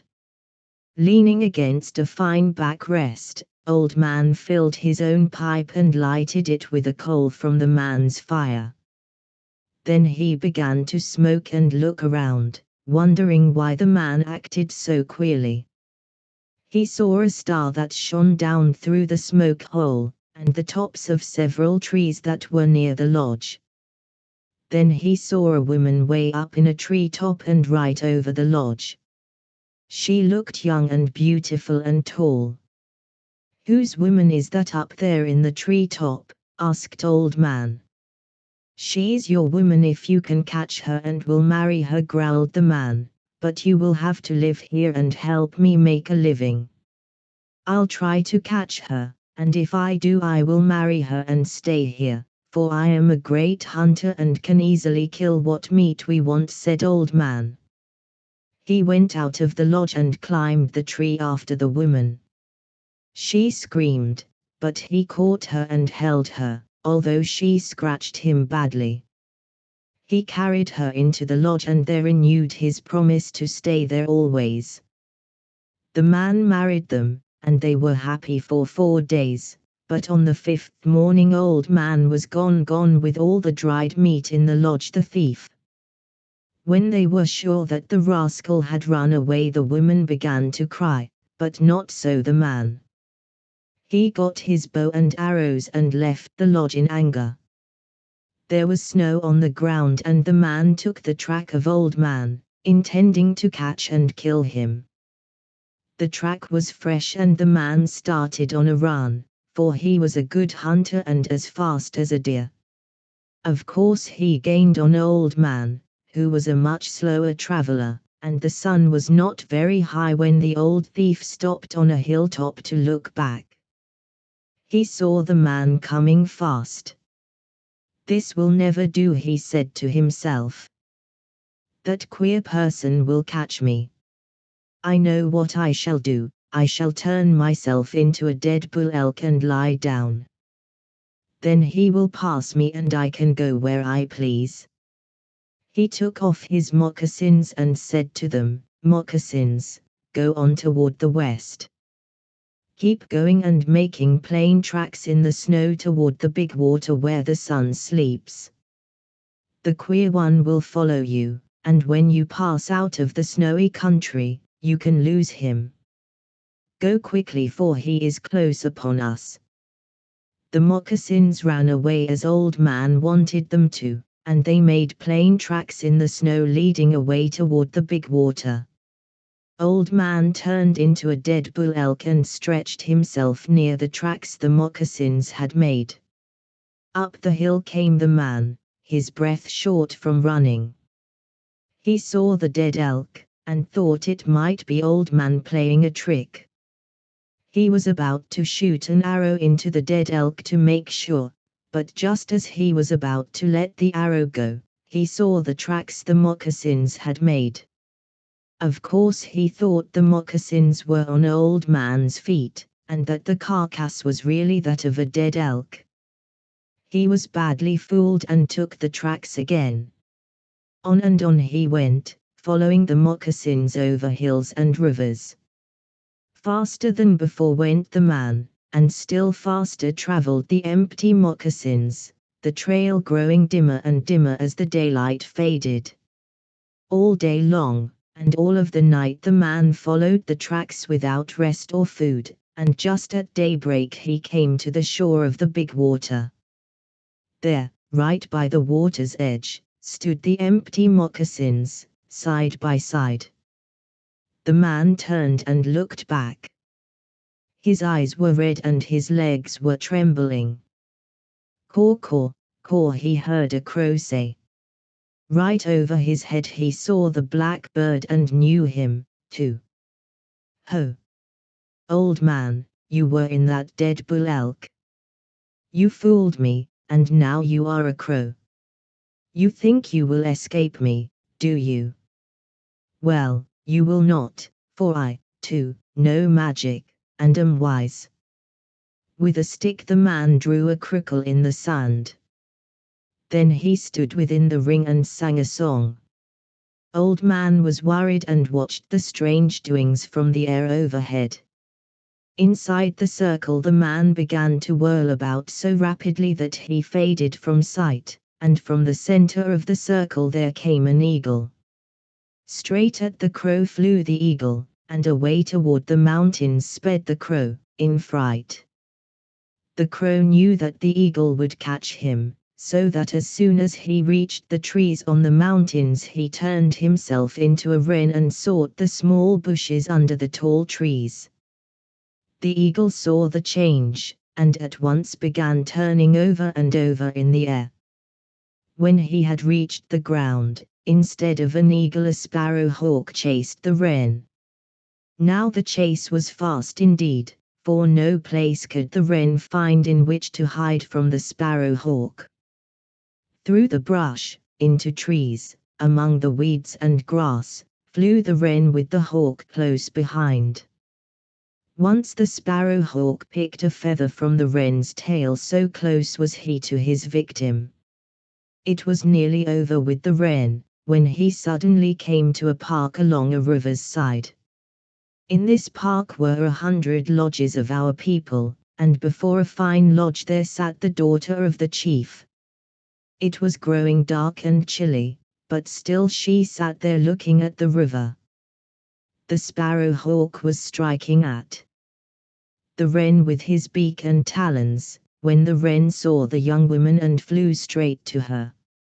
So swift he flew that the young woman didn't see him at all, but she felt something strike her hand, and when she looked she saw a bone ring on her finger. This frightened her, and she ran inside the lodge, where the fire kept the shadows from coming. Old Man had changed into the ring, of course, and the sparrowhawk didn't dare to go into the lodge, so he stopped outside and listened. This is what he heard Old Man say. "Don't be frightened, young woman, I am neither a wren nor a ring. I am Old Man, and that sparrowhawk has chased me all the day and for nothing. I have never done him harm, and he bothers me without reason." "Liar, forked tongue," cried the sparrowhawk. "Believe him not, young woman. He has done wrong. He is wicked, and I am not a sparrowhawk, but conscience. Like an arrow I travel, straight and fast. When he lies or steals from his friends I follow him. I talk all the time and he hears me, but lies to himself, and says he does not hear. You know who I am, young woman, I am what talks inside a person." Old Man heard what the sparrowhawk said, and he was ashamed for once in his life. He crawled out of the lodge. Into the shadows he ran away into the night, and the darkness away from himself. "You see," said War Eagle, as he reached for his pipe. Old Man knew that he had done wrong, and his heart troubled him, just as yours will bother you if you do not listen to the voice that speaks within yourselves. Whenever that voice says a thing is wicked, it's wicked no matter who says it is not. Yes, it is very hard for a man to hide from himself. Ho! Old man's treachery. The next afternoon Muskrat and Fine Bow went hunting. They hid themselves in some brush which grew beside an old game trail that followed the river, and there waited for a chance deer. Chickadees hopped and called, chick-a-da-da-da in the willows and wild rose bushes that grew near their hiding place, and the gentle little birds with their pretty coats were often within a few inches of the hands of the young hunters. In perfect silence they watched and admired these little friends, while glance or smile conveyed their appreciation of the bird visits to each other. The wind was coming down the stream, and therefore the eyes of the boys seldom left the trail in that direction, for from that quarter an approaching deer would be unwound by the ever-busy breeze. A rabbit came hopping down the game trail in believed perfect security, passing so close to Fine Bow that he could not resist the desire to strike at him with an arrow. Both boys were obliged to cover their mouths with their open hands to keep from laughing aloud at the surprise and speed shown by the frightened bunny, as he scurried around a bend in the trail, with his white, pudgy tail bobbing rapidly. They had scarcely regained their composure and silence when, snap, went a dry stick. The sharp sound sent a thrill through the hearts of the boys, and instantly they became rigidly watchful. Not a leaf could move on the ground now, not a bush might bend or a bird pass and escape being seen by the four sharp eyes that peered from the brush in the direction indicated by the sound of the breaking stick. Two hearts beat loudly as Fine Bow fitted his arrow to the bowstring. Tense and expectant they waited. Yes, it was a deer, a buck, too, and he was coming down the trail, alert and watchful down the trail that he had often traveled and knew so well. Yes, he had followed his mother along that trail when he was but a spotted fawn. Now he wore antlers, and was master of his own ways. On he came nearly to the brush that hid the hunters, when, throwing his beautiful head high in the air, he stopped, turning his side a trifle. Zip went the arrow and, kicking out behind, away went the buck, crashing through willows and alders that grew in his way, until he was out of sight. Then all was still, save the chick-a-da-da-da, chick-a-da-da-da, that came constantly from the bushes about them. Out from the cover came the hunters, and with ready bow they followed along the trail. Yes, there was blood on a log, and more on the dead leaves. The arrow had found its mark and they must go slowly in their trailing, lest they lose the meat. For 2 hours they followed the wounded animal, and at last came upon him in a willow thicket sick unto death, for the arrow was deep in his paunch. His sufferings were ended by another arrow, and the chase was done. With their knives the boys dressed the buck, and then went back to the camp to tell the women where the meat could be found, just as the men do. It was their first deer, and pride shone in their faces as they told their grandfather that night in the lodge. "That is good," War Eagle replied, as the boys finished telling of their success. "That is good, if your mother needed the meat, but it is wrong to kill when you have plenty, lest Manitou be angry. There is always enough, but none to waste, and the hunter who kills more than he needs is wicked. Tonight I shall tell you what happened to Old Man when he did that. Yes, and he got into trouble over it. One day in the fall when the leaves were yellow, and the deer people were dressed in their blue robes, when the geese and duck people were traveling to the country where water does not freeze, and where flowers never die, Old Man was traveling on the plains. Near sundown he saw 2 buffalo bulls feeding on a steep hillside, but he had no bow and arrow with him. He was hungry, and began to think of some way to kill one of the bulls for meat. Very soon he thought out a plan, for he is cunning always. He ran around the hill out of sight of the bulls, and there made 2 men out of grass and sagebrush. They were dummies, of course, but he made them to look just like real men, and then armed each with a wooden knife of great length.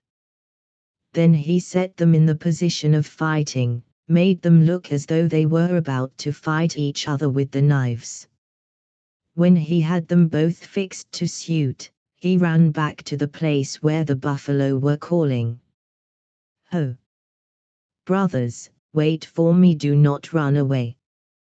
There are 2 fine men on the other side of this hill, and they are quarreling. They will surely fight unless we stop them. It all started over you 2 bulls, too. One of the men says you are fat and fine, and the other claims you are poor and skinny. Don't let our brothers fight over such a foolish thing as that. It would be wicked. Now I can decide it, if you will let me feel all over you to see if you are fat or poor. Then I will go back to the men and settle the trouble by telling them the truth. Stand still and let me feel your sides quick, lest the fight begin while I am away." "All right," said the bulls, "but don't you tickle us." Then Old Man walked up close and commenced to feel about the bull's sides, but his heart was bad. From his robe he slipped his great knife, and slyly felt about till he found the spot where the heart beats, and then stabbed the knife into the place, clear up to the hilt. Both of the bulls died right away, and Old Man laughed at the trick he had played upon them. Then he gave a knife to both of his hands, and said, "Get to work, both of you. Skin these bulls while I sit here and boss you." Both hands commenced to skin the buffalo, but the right hand was much the swifter worker. It gained upon the left hand rapidly, and this made the left hand angry. Finally the left hand called the right hand dog-face. That is the very worst thing you can call a person in our language, you know, and of course it made the right hand angry. So crazy and angry was the right hand that it stabbed the left hand, and then they began to fight in earnest. Both cut and slashed till blood covered the animals they were skinning. All this fighting hurt Old Man badly, of course, and he commenced to cry, as women do sometimes. This stopped the fight, but still Old Man cried, till, drying his tears, he saw a red fox sitting near the bulls, watching him. "Hi, there, you go away from there. If you want meat you go and kill it, as I did." Red Fox laughed, "Ha! Ha! Ha! Foolish old man, ha! Ha!" Then he ran away and told the other foxes and the wolves and the coyotes about Old Man's meat. Told them that his own hands couldn't get along with themselves and that it would be easy to steal it from him. They all followed the red fox back to the place where Old Man was, and there they ate all of the meat every bit, and polished the bones.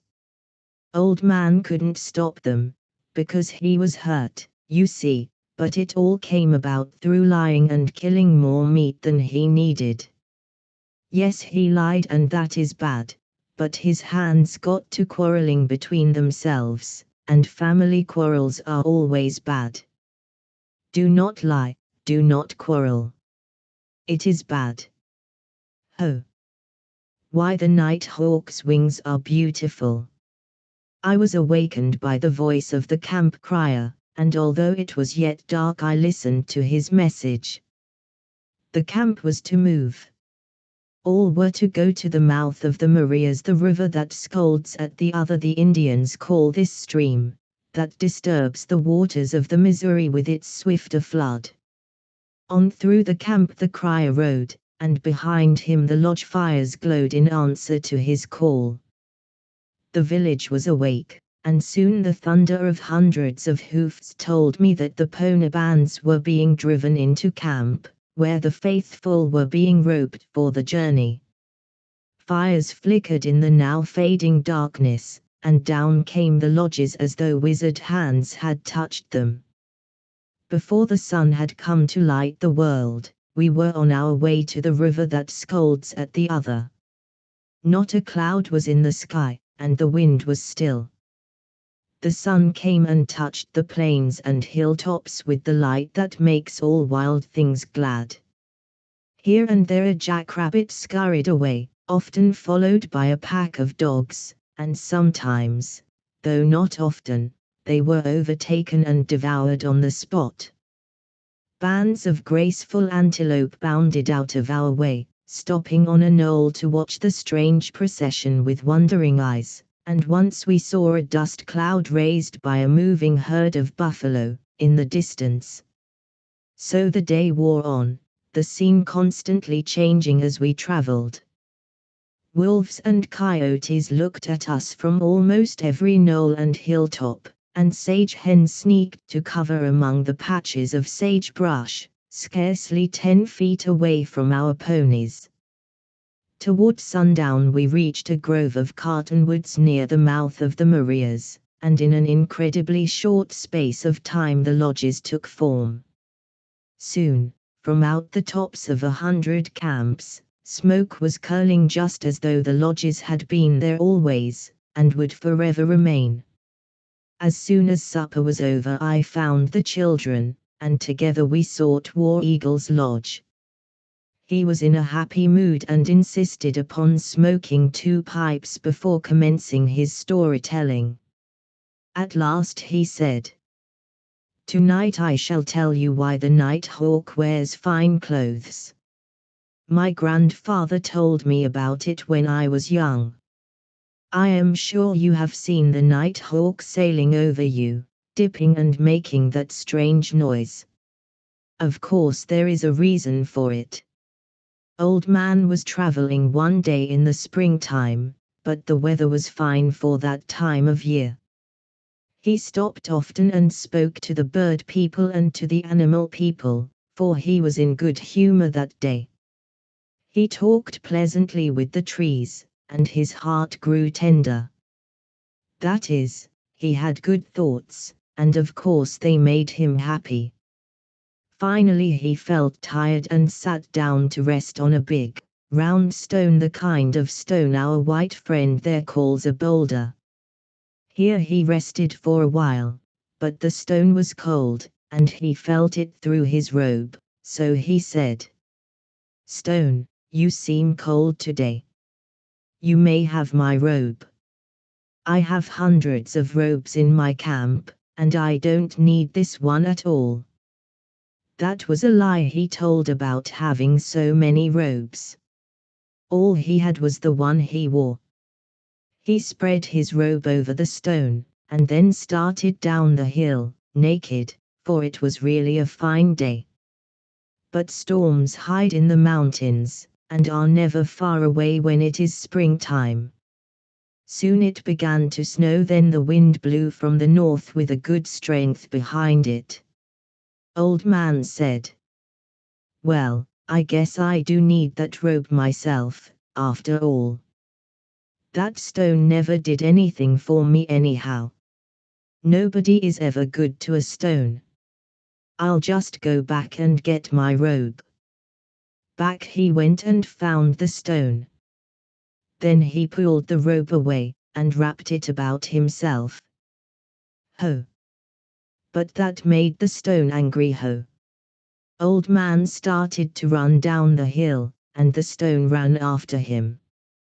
Ho!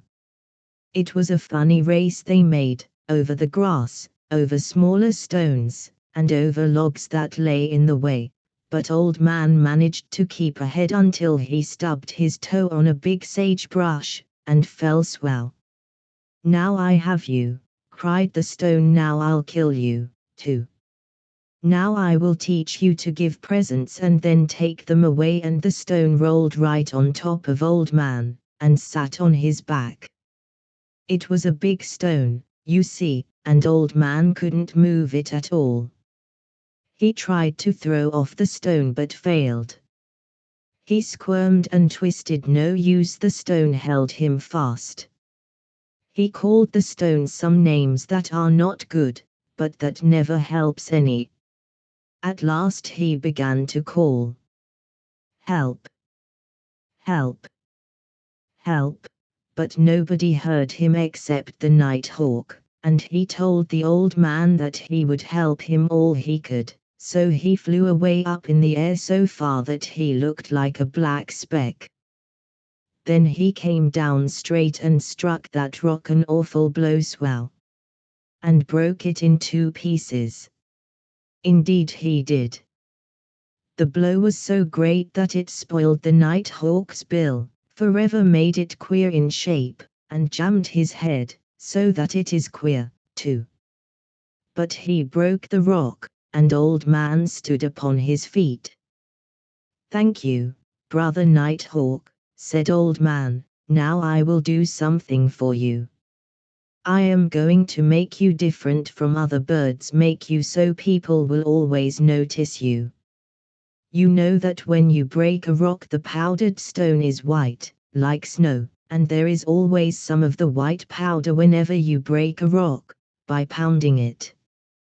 Well, Old Man took some of the fine powdered stone and shook it on the nighthawk's wings in spots and stripes, made the great white stripes you have seen on his wings, and told him that no other bird could have such marks on his clothes. All the nighthawk's children dress the same way now, and they always will as long as there are nighthawks. Of course their clothes make them proud, and that is why they keep at flying over people's heads, soaring and dipping and turning all the time, to show off their pretty wings. That is all for tonight. Muskrat, tell your father I would run buffalo with him tomorrow. Ho! Why, the mountain lion is long and lean. Have you ever seen the plains in the morning, a June morning, when the spurred lark soars and sings, when the plover calls, and the curlew pipes his shriller notes to the rising sun? Then is there music, indeed, for no bird outsings the spurred lark, and thanks to Old Man he is not wanting in numbers, either.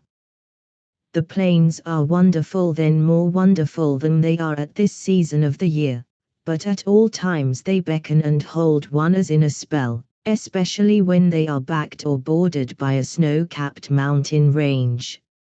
Looking toward the east they are boundless, but on their western edge superb mountains rear themselves. All over this vast country the Indians roamed, following the great buffalo herds as did the wolves, and making their living with the bow and lance, since the horse came to them. In the very old days the piskun was used, and buffalo were enticed to follow a fantastically dressed man toward a cliff, far enough to get the herd moving in that direction. When the buffalo man gained cover, and hidden Indians raised from their hiding places behind the animals, and drove them over the cliff, where they were killed in large numbers. Not until Cortés came with his cavalry from Spain, were there horses on this continent, and then generations passed ere the plains tribes possessed this valuable animal, that so materially changed their lives.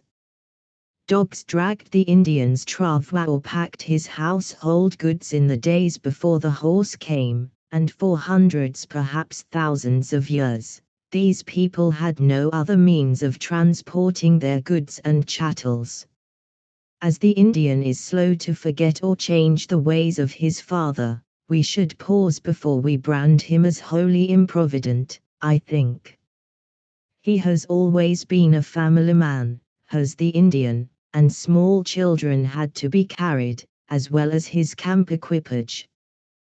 Wolf dogs had to be fed, too, in some way, thus adding to his burden, for it took a great many to make it possible for him to travel at all.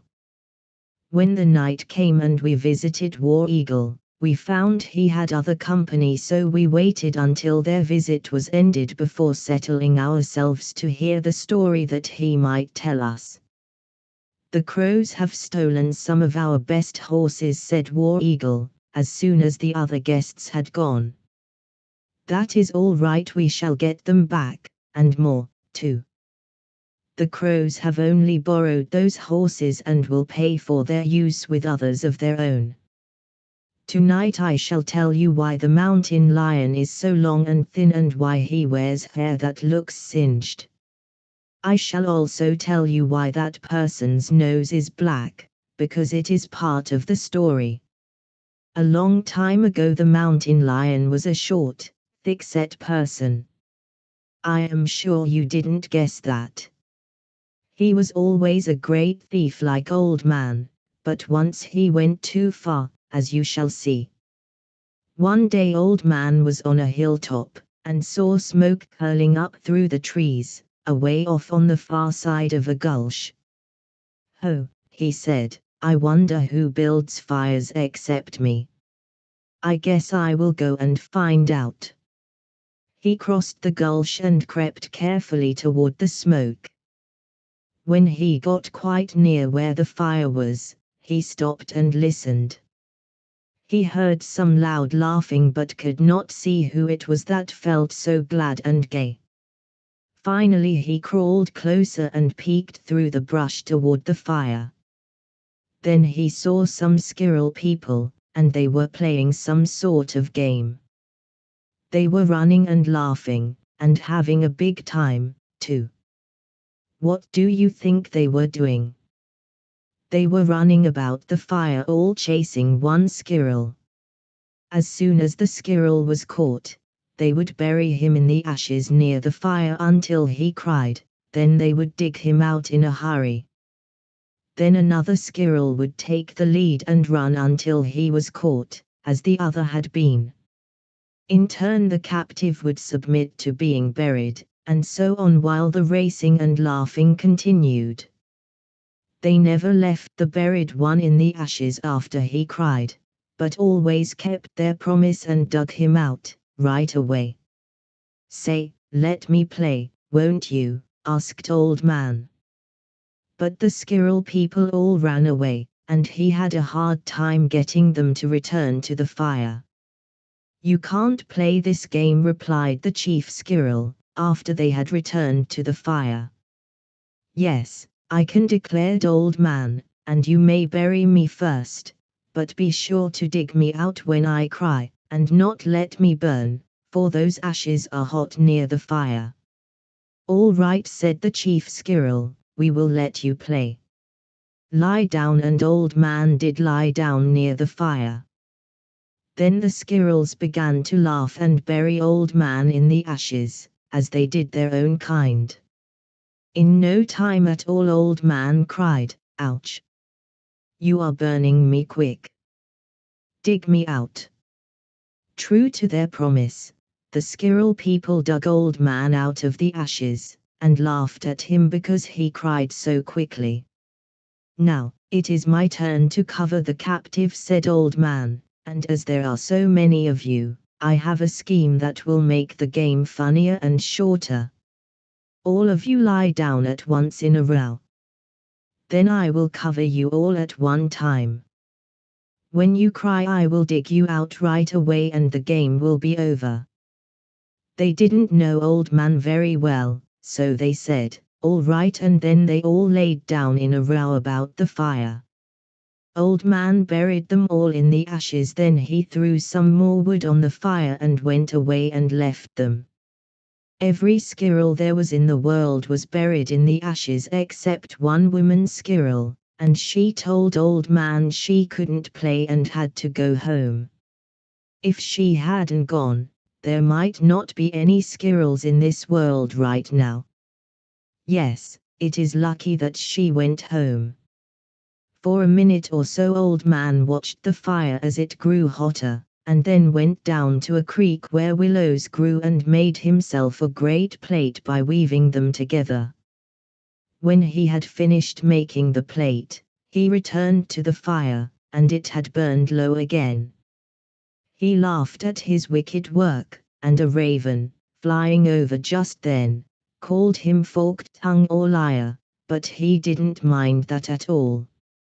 Old Man cut a long stick and began to dig out the squirrel people. One by one he fished them out of the hot ashes, and they were roasted fine and were ready to eat. As he fished them out he counted them, and laid them on the willow plate he had made. When he had dug out the last one, he took the plate to the creek and there sat down to eat the squirrels, for he was hungry, as usual. Old Man is a big eater, but he couldn't eat all of the squirrels at once, and while eating he fell asleep with the great plate in his lap. Nobody knows how long it was that he slept, but when he waked his plate of squirrels was gone completely. He looked behind him, he looked about him, but the plate was surely gone. Oh! But he was angry. He stamped about in the brush and called aloud to those who might hear him, but nobody answered, and then he started to look for the thief. Old Man has sharp eyes, and he found the trail in the grass where somebody had passed while he slept. "Oh," he said, "the mountain lion has stolen my squirrels. I see his footprints. See where he has mashed the grass as he walked with those soft feet of his, but I shall find him, for I made him and know all his ways."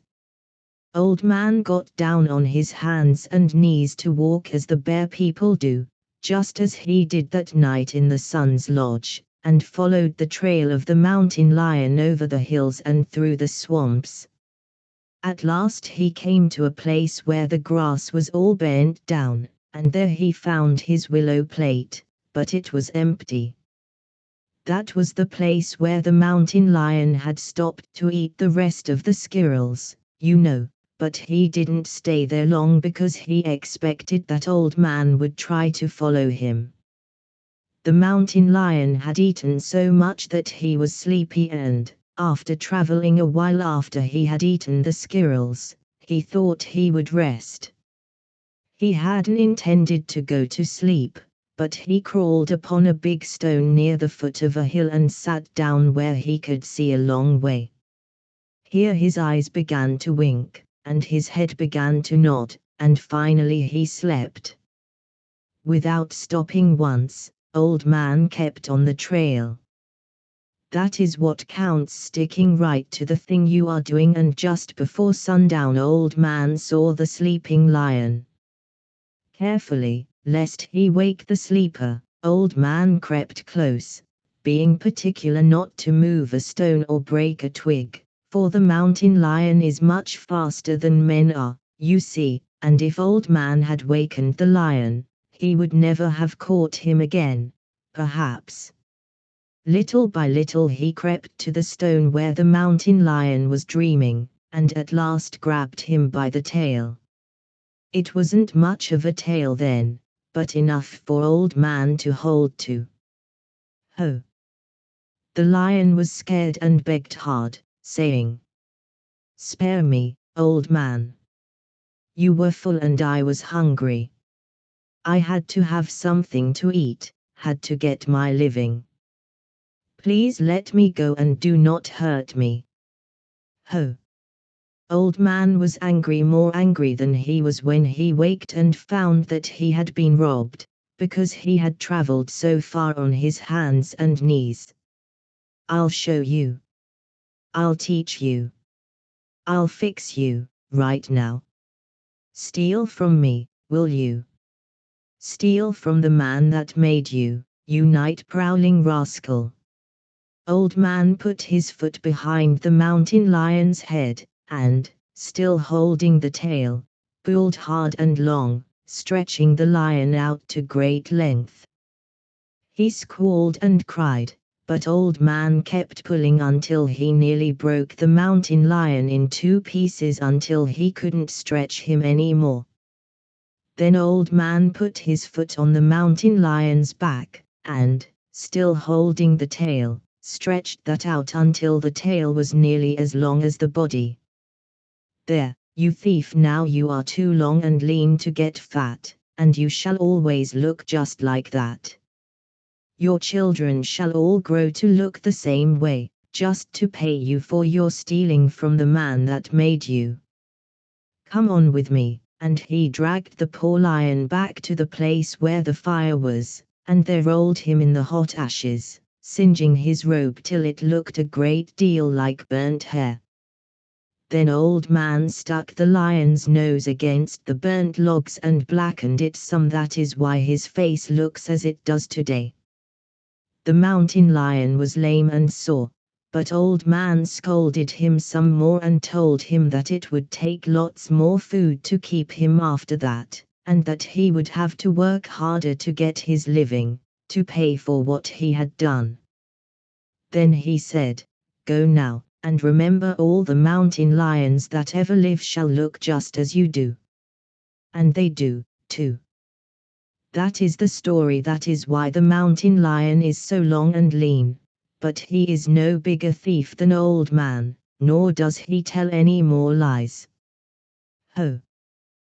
The fire leggings.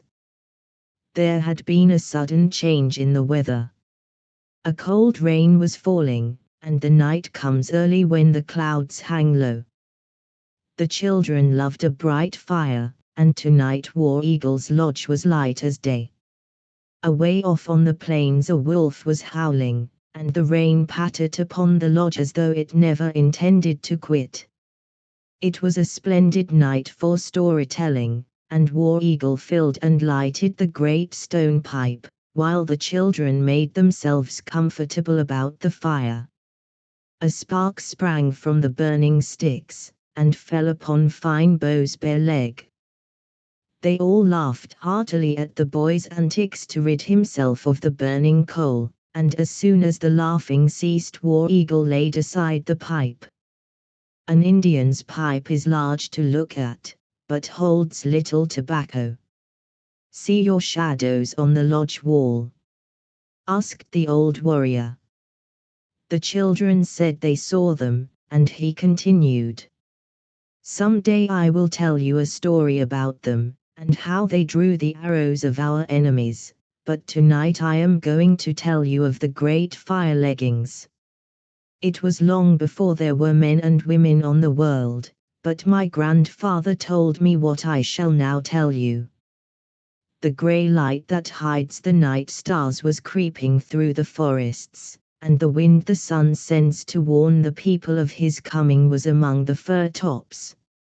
Flowers, on slender stems, bent their heads out of respect for the herald wind's master, and from the dead top of a pine tree the yellow hammer beat upon his drum and called, "The sun is awake, all hail the sun."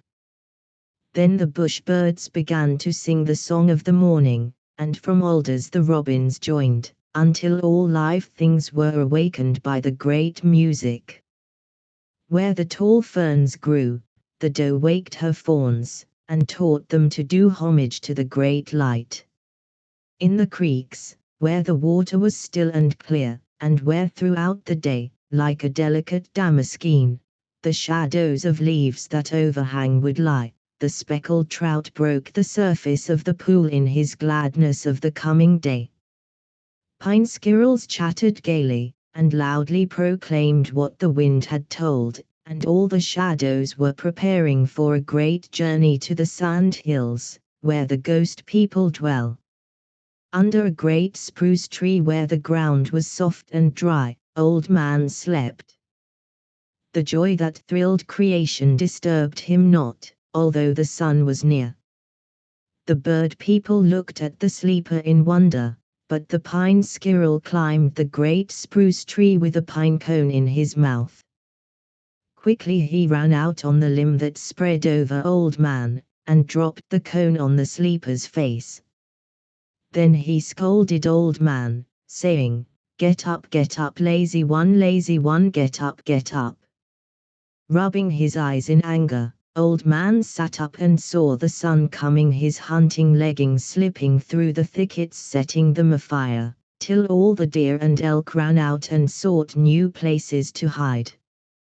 "Ho, son," called Old Man, "those are mighty leggings you wear. No wonder you are a great hunter. Your leggings set fire to all the thickets, and by the light you can easily see the deer and elk. They cannot hide. Ho! Give them to me and I shall then be the great hunter and never be hungry." "Good," said the son, "take them, and let me see you wear my leggings." Old Man was glad in his heart, for he was lazy, and now he thought he could kill the game without much work, and that he could be a great hunter as great as the sun. He put on the leggings and at once began to hunt the thickets, for he was hungry. Very soon the leggings began to burn his legs.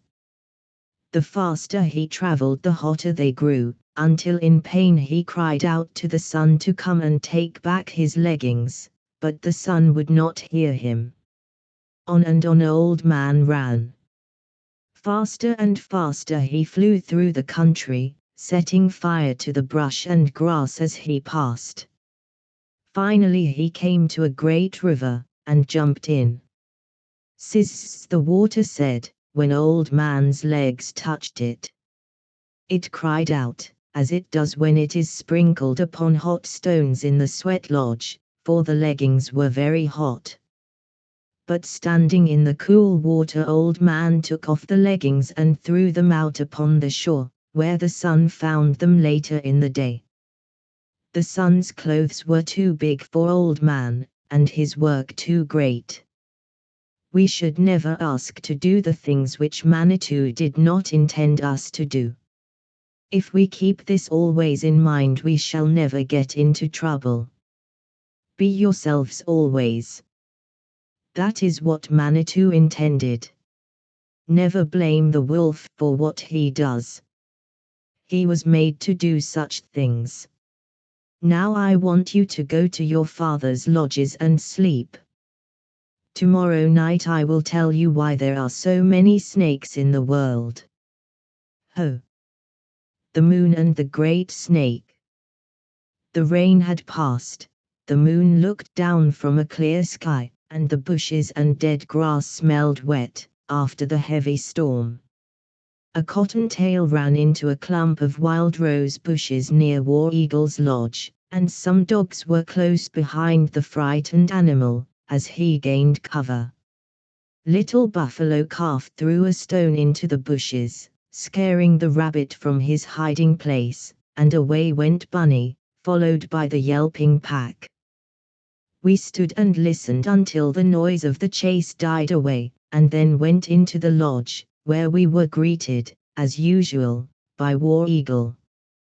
Tonight he smoked, but with greater ceremony, and I suspected that it had something to do with the forthcoming story. Finally he said, "You have seen many snakes, I suppose?" "Yes," replied the children, "we have seen a great many. In the summer we see them every day." "Well," continued the storyteller, "once there was only one snake on the whole world, and he was a big one, I tell you. He was pretty to look at, and was painted with all the colors we know. This snake was proud of his clothes and had a wicked heart. Most snakes are wicked, because they are his relations. Now, I have not told you all about it yet, nor will I tell you tonight, but the moon is the sun's wife, and some day I shall tell you that story, but tonight I am telling you about the snakes. You know that the sun goes early to bed, and that the moon most always leaves before he gets to the lodge. Sometimes this is not so, but that is part of another story. This big snake used to crawl up a high hill and watch the moon in the sky. He was in love with her, and she knew it, but she paid no attention to him. She liked his looks, for his clothes were fine, and he was always slick and smooth. This went on for a long time, but she never talked to him at all. The snake thought maybe the hill wasn't high enough, so he found a higher one, and watched the moon pass from the top. Every night he climbed this high hill and motioned to her. She began to pay more attention to the big snake, and one morning early, she loafed at her work a little, and spoke to him.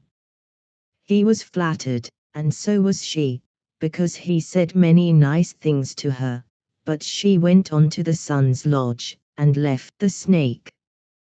The next morning very early she saw the snake again, and this time she stopped a long time, so long that the sun had started out from the lodge before she reached home. He wondered what kept her so long, and became suspicious of the snake. He made up his mind to watch, and try to catch them together. So every morning the sun left the lodge a little earlier than before, and one morning, just as he climbed a mountain, he saw the big snake talking to the moon. That made him angry, and you can't blame him, because his wife was spending her time loafing with a snake. She ran away, ran to the sun's lodge and left the snake on the hill. In no time the sun had grabbed him. The sun was angry. The big snake begged, and promised never to speak to the moon again, but the sun had him, and he smashed him into thousands of little pieces, all of different colors from the different parts of his painted body. The little pieces each turned into a little snake, just as you see them now, but they were all too small for the moon to notice after that.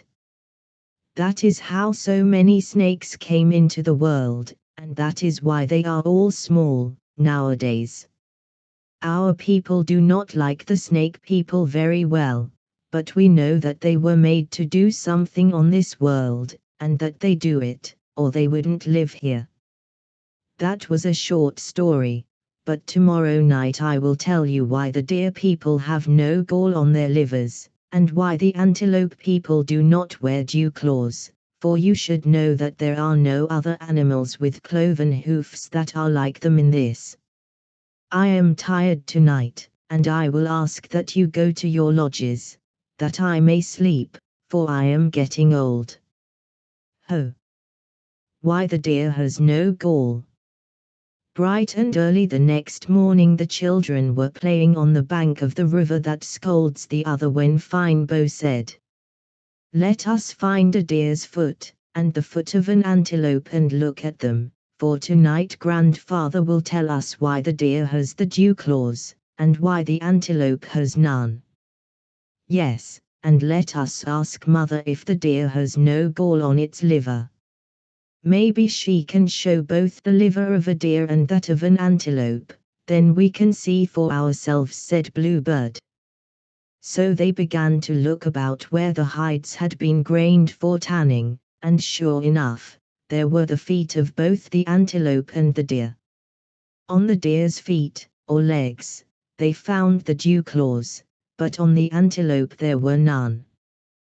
This made them all anxious to know why these animals, so nearly alike, should differ in this way. Bluebird's mother passed the children on her way to the river for water, and the little girl asked, "Say, mother, does the deer have gall on his liver?" "No, my child, but the antelope does, and your grandfather will tell you why if you ask him." That night in the lodge War Eagle placed before his grandchildren the leg of a deer and the leg of an antelope, as well as the liver of a deer and the liver of an antelope. See for yourselves that this thing is true, before I tell you why it is so, and how it happened. "We see," they replied, "and today we found that these strange things are true, but we don't know why, grandfather." "Of course you don't know why.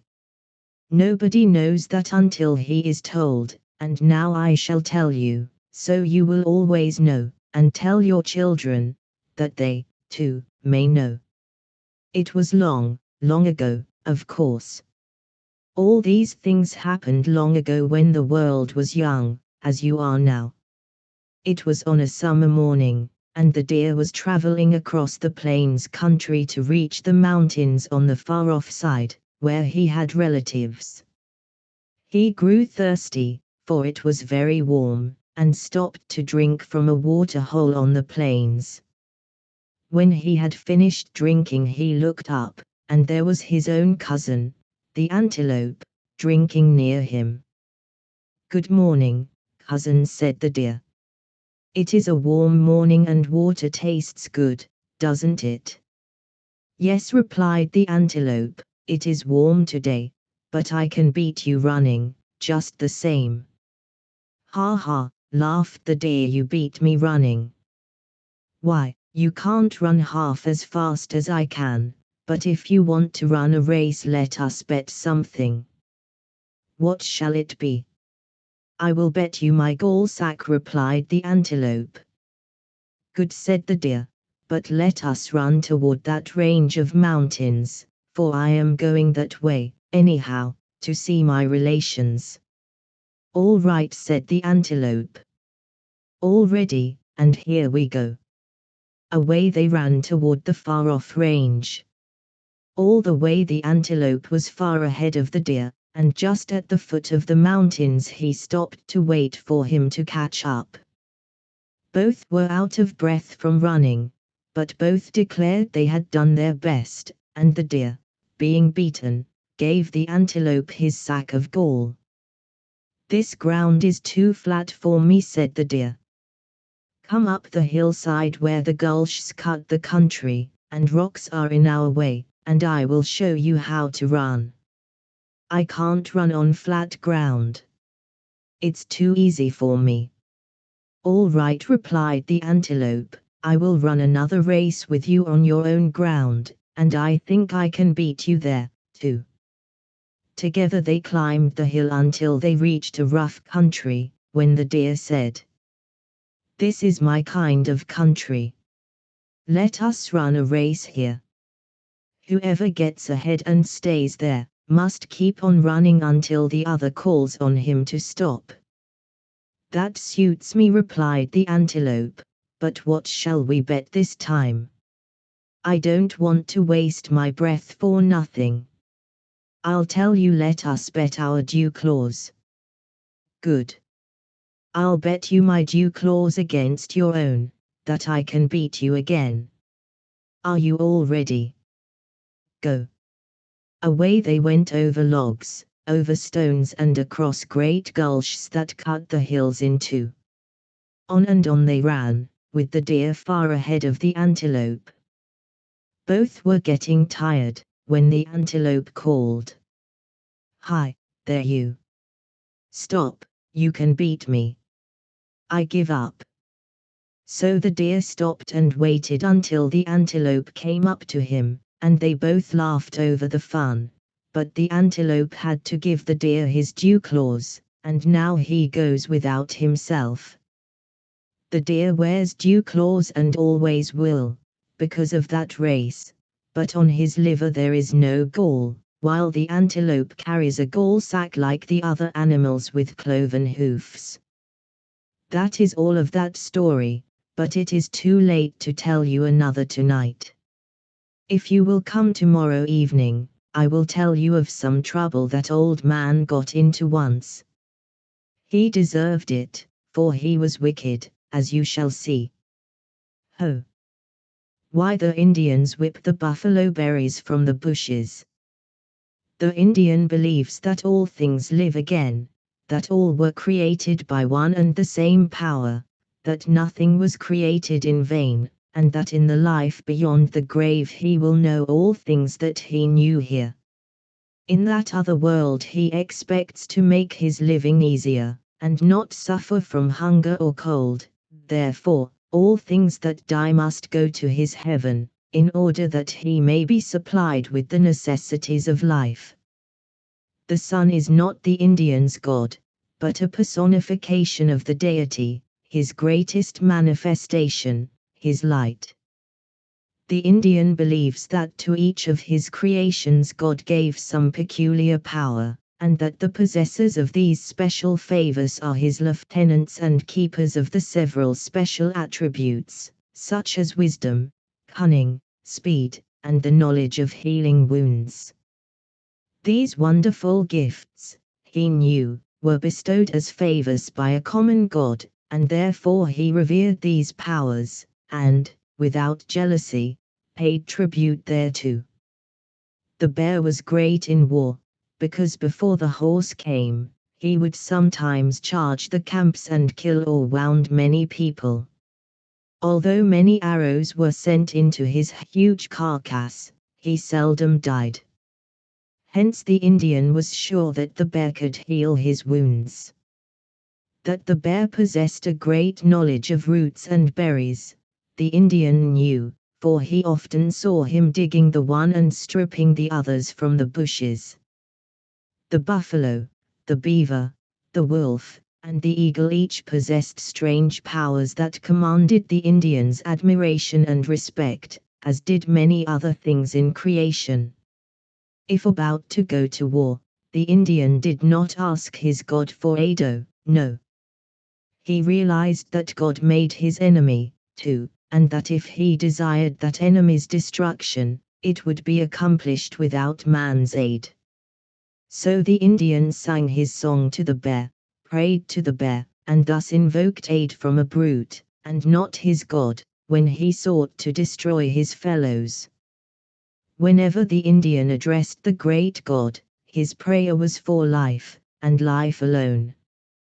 He is the most religious man I have ever known, as well as the most superstitious, and there are stories dealing with his religious faith that are startling, indeed. It is the wrong time of year to talk about berries, said War Eagle, that night in the lodge, but I shall tell you why your mothers whip the buffalo berries from the bushes. Old-Man was the one who started it, and our people have followed his example ever since. Ho! Old-Man made a fool of himself that day. It was the time when buffalo berries are red and ripe. All of the bushes along the rivers were loaded with them, and our people were about to gather what they needed, when Old-Man changed things, as far as the gathering was concerned. He was traveling along a river, and hungry, as he always was. Standing on the bank of that river, he saw great clusters of red, ripe buffalo berries in the water. They were larger than any berries he had ever seen, and he said, "I guess I will get those berries. They look fine, and I need them. Besides, some of the people will see them and get them, if I don't." He jumped into the water, looked for the berries, but they were not there. For a time Old-Man stood in the river and looked for the berries, but they were gone. After a while he climbed out on the bank again, and when the water got smooth once more there were the same berries, in the same spot in the water. Ho! That is a funny thing.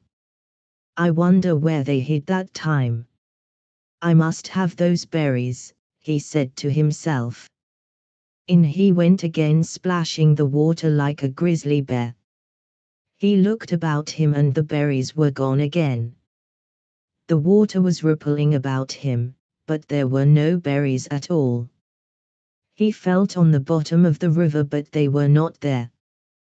Well, he said, I will climb out and watch to see where they come from, then I shall grab them when I hit the water next time. He did that, but he couldn't tell where the berries came from. As soon as the water settled and became smooth, there were the berries the same as before. Ho! Old-Man was wild, he was angry, I tell you. And in he went flat on his stomach. He made an awful splash and mussed the water greatly, but there were no berries. I know what I shall do. I will stay right here and wait for those berries, that is what I shall do, and he did. He thought maybe somebody was looking at him and would laugh, so he glanced along the bank. And there, right over the water, he saw the same bunch of berries on some tall bushes. Don't you see? Old Man saw the shadow of the berry bunch, not the berries. He saw the red shadow berries on the water, that was all, and he was such a fool he didn't know they were not real. Well, now he was angry in truth. Now he was ready for war. He climbed out on the bank again and cut a club. Then he went at the buffalo berry bushes and pounded them till all of the red berries fell upon the ground till the branches were bare of berries. There, he said, that's what you get for making a fool of the man who made you. You shall be beaten every year as long as you live, to pay for what you have done, you and your children, too. That is how it all came about, and that is why your mothers whip the buffalo berry bushes and then pick the berries from the ground. Ho! Old Man and the Fox. I am sure that the Plains Indian never made nor used the stone arrowhead. I have heard white men say that they had seen Indians use them, but I have never found an Indian that ever used them himself, or knew of their having been used by his people. 30 years ago I knew Indians, intimately, who were nearly 100 years old, who told me that the stone arrowhead had never been in use in their day, nor had their fathers used them in their own time. Indians find these arrow points just as they find the stone mauls and hammers, which I have seen them use thousands of times, but they do not make them any more than they make the stone mauls and hammers. In the old days, both the head of the lance and the point of the arrow were of bone, even knives were of bone, but some other people surely made the arrow points that are scattered throughout the United States and Europe, I am told. One night I asked War Eagle if he had ever known the use, by Indians, of the stone arrowhead, and he said he had not. He told me that just across the Canadian line there was a small lake, surrounded by trees, wherein there was an island covered with long reeds and grass. All about the edge of this island were willows that grew nearly to the water, but intervening there was a narrow beach of stones. Here, he said, the stone arrowheads had been made by little ghost people who lived there, and he assured me that he had often seen these strange little beings when he was a small boy. Whenever his people were camped by this lake, the old folks waked the children at daybreak to see the inhabitants of this strange island, and always when a noise was made, or the sun came up, the little people hid away. Often he had seen their heads above the grass and tiny willows, and his grandfather had told him that all the stone arrowheads had been made on that island, and in war had been shot all over the world, by magic bows. No, he said, I shall not lie to you, my friend. I never saw those little people shoot an arrow, but there are so many arrows there, and so many pieces of broken ones, that it proves that my grandfather was right in what he told me. Besides, nobody could ever sleep on that island. I have heard a legend wherein Old Man, in the beginning, killed an animal for the people to eat, and then instructed them to use the ribs of the dead brute to make knives and arrow points. I have seen lance heads, made from shank bones, that were so highly polished that they resembled pearl, and I have in my possession bone arrow points such as were used long ago. Indians do not readily forget their tribal history, and I have photographed a war bonnet, made of twisted buffalo hair, that was manufactured before the present owner's people had, or ever saw, the horse. The owner of this bonnet has told me that the stone arrowhead was never used by Indians, and that he knew that ghost people made and used them when the world was young. The bow of the Plains Indian was from 36 to 44 inches long, and made from the wood of the chokecherry tree. Sometimes bows were made from the service, or sarvice, berry bush, and this bush furnished the best material for arrows.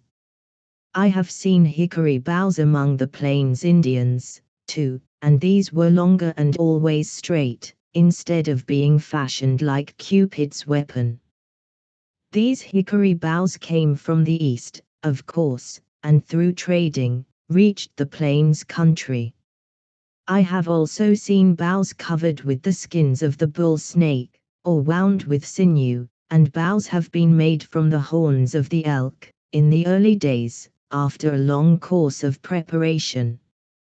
Before Lewis and Clark crossed this vast country, the Blackfeet had traded with the Hudson Bay Company, and steel knives and lance heads, bearing the names of English makers, still remain to testify to the relations existing, in those days, between those famous traders and men of the Piegan, Blood, and Blackfoot tribes, although it took many years for traders on our own side of the line to gain their friendship.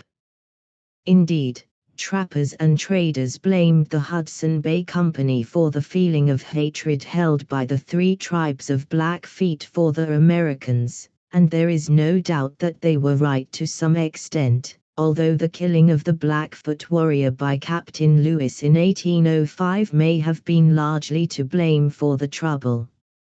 Certain it is that for many years after the killing, the Blackfeet kept traders and trappers on the dodge unless they were Hudson Bay men, and in 1810 drove the American trappers and traders from their fort at Three Forks.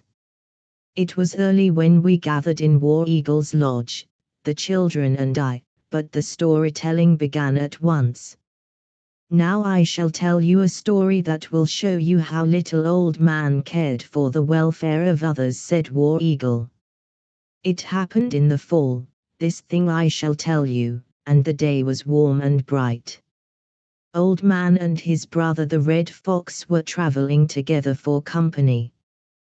They were on a hillside when Old Man said, "I am hungry. Can you not kill a rabbit or something for us to eat? The way is long, and I am getting old, you know. You are swift of foot and cunning, and there are rabbits among these rocks. Ever since morning came I have watched for food, but the moon must be wrong or something, for I see nothing that is good to eat," replied the fox. "Besides that, my medicine is bad and my heart is weak. You are great, and I have heard you can do most anything. Many snows have known your footprints, and the snows make us all wise. I think you are the one to help, not I." "Listen, brother," said Old Man, "I have neither bow nor lance, nothing to use in hunting. Your weapons are ever with you, your great nose and your sharp teeth. Just as we came up this hill I saw two great buffalo bulls.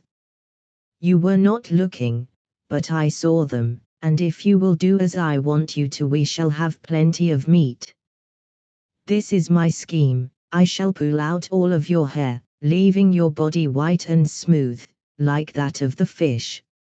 I shall leave only the white hair that grows on the tip of your tail, and that will make you funny to look at. Then you are to go before the bulls and commence to dance and act foolish. Of course the bulls will laugh at you, and as soon as they get to laughing you must act sillier than ever. That will make them laugh so hard that they will fall down and laugh on the ground. When they fall, I shall come upon them with my knife and kill them. Will you do as I suggest, brother, or will you starve?" "What? Pull out my hair? I shall freeze with no hair on my body, Old Man." "No, I will not suffer you to pull my hair out when the winter is so near," cried the fox. "Ho! It is vanity, my brother, not fear of freezing. If you will do this we shall have meat for the winter, and a fire to keep us warm. See, the wind is in the south and warm. There is no danger of freezing. Come, let me do it, replied Old Man.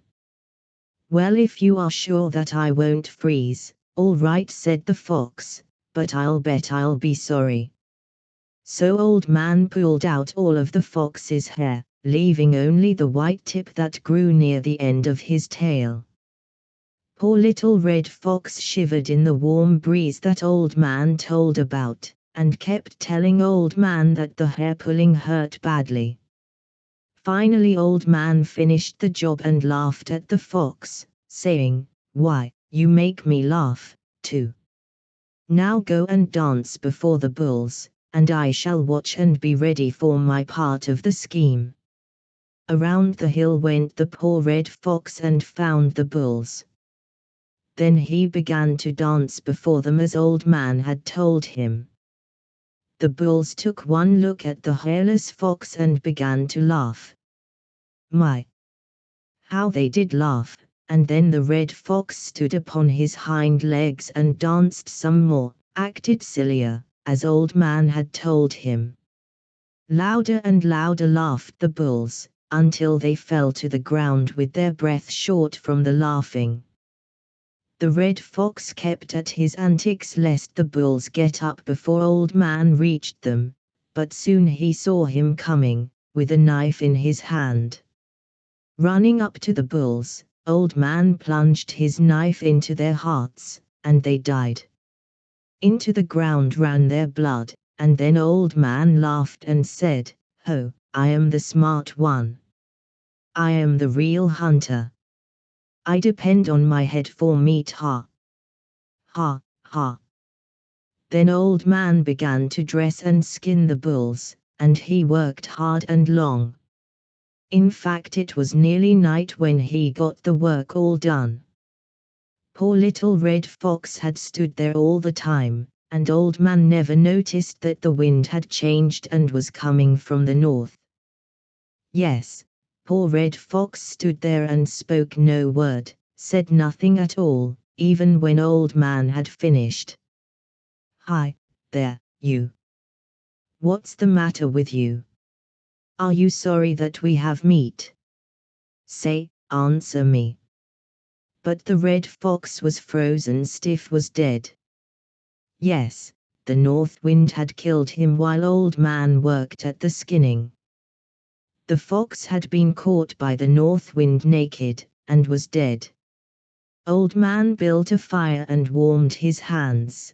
That was all he cared for the red fox, and that is all he cared for anybody. He might have known that no person could stand the north wind without a robe, but as long as he was warm himself, that was all he wanted. That is all of that story. Tomorrow night I shall tell you why the birch tree wears those slashes in its bark. That was some of Old Man's work, too. Ho! Why the birch tree wears the slashes in its bark. The white man has never understood the Indian, and the example set the western tribes of the plains by our white brethren has not been such as to inspire the red man with either confidence or respect for our laws or our religion. The fighting trapper, the border bandit, the horse thief and rustler, in whose stomach legitimately acquired beef would cause colic, were the Indian's first acquaintances who wore a white skin, and he did not know that they were not of the best type. Being outlaws in every sense, these men sought shelter from the Indian in the wilderness, and he learned of their ways about his lodge fire, or in battle, often provoked by the white ruffian in the hope of gain. They lied to the Indian, these first white acquaintances, and in after years, the great government of the United States lied and lied again, until he has come to believe that there is no truth in the white man's heart. And I don't blame him. The Indian is a charitable man. I don't believe he ever refused food and shelter or abused a visitor. He has never been a bigot, and concedes to every other man the right to his own beliefs.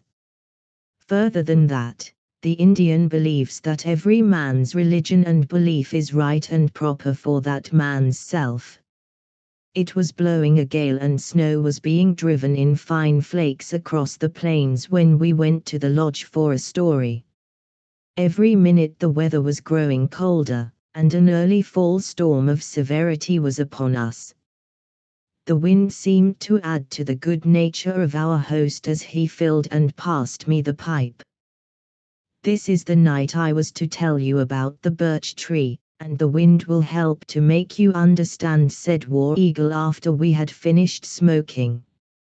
"Of course," he continued, "this all happened in the summertime when the weather was warm, very warm.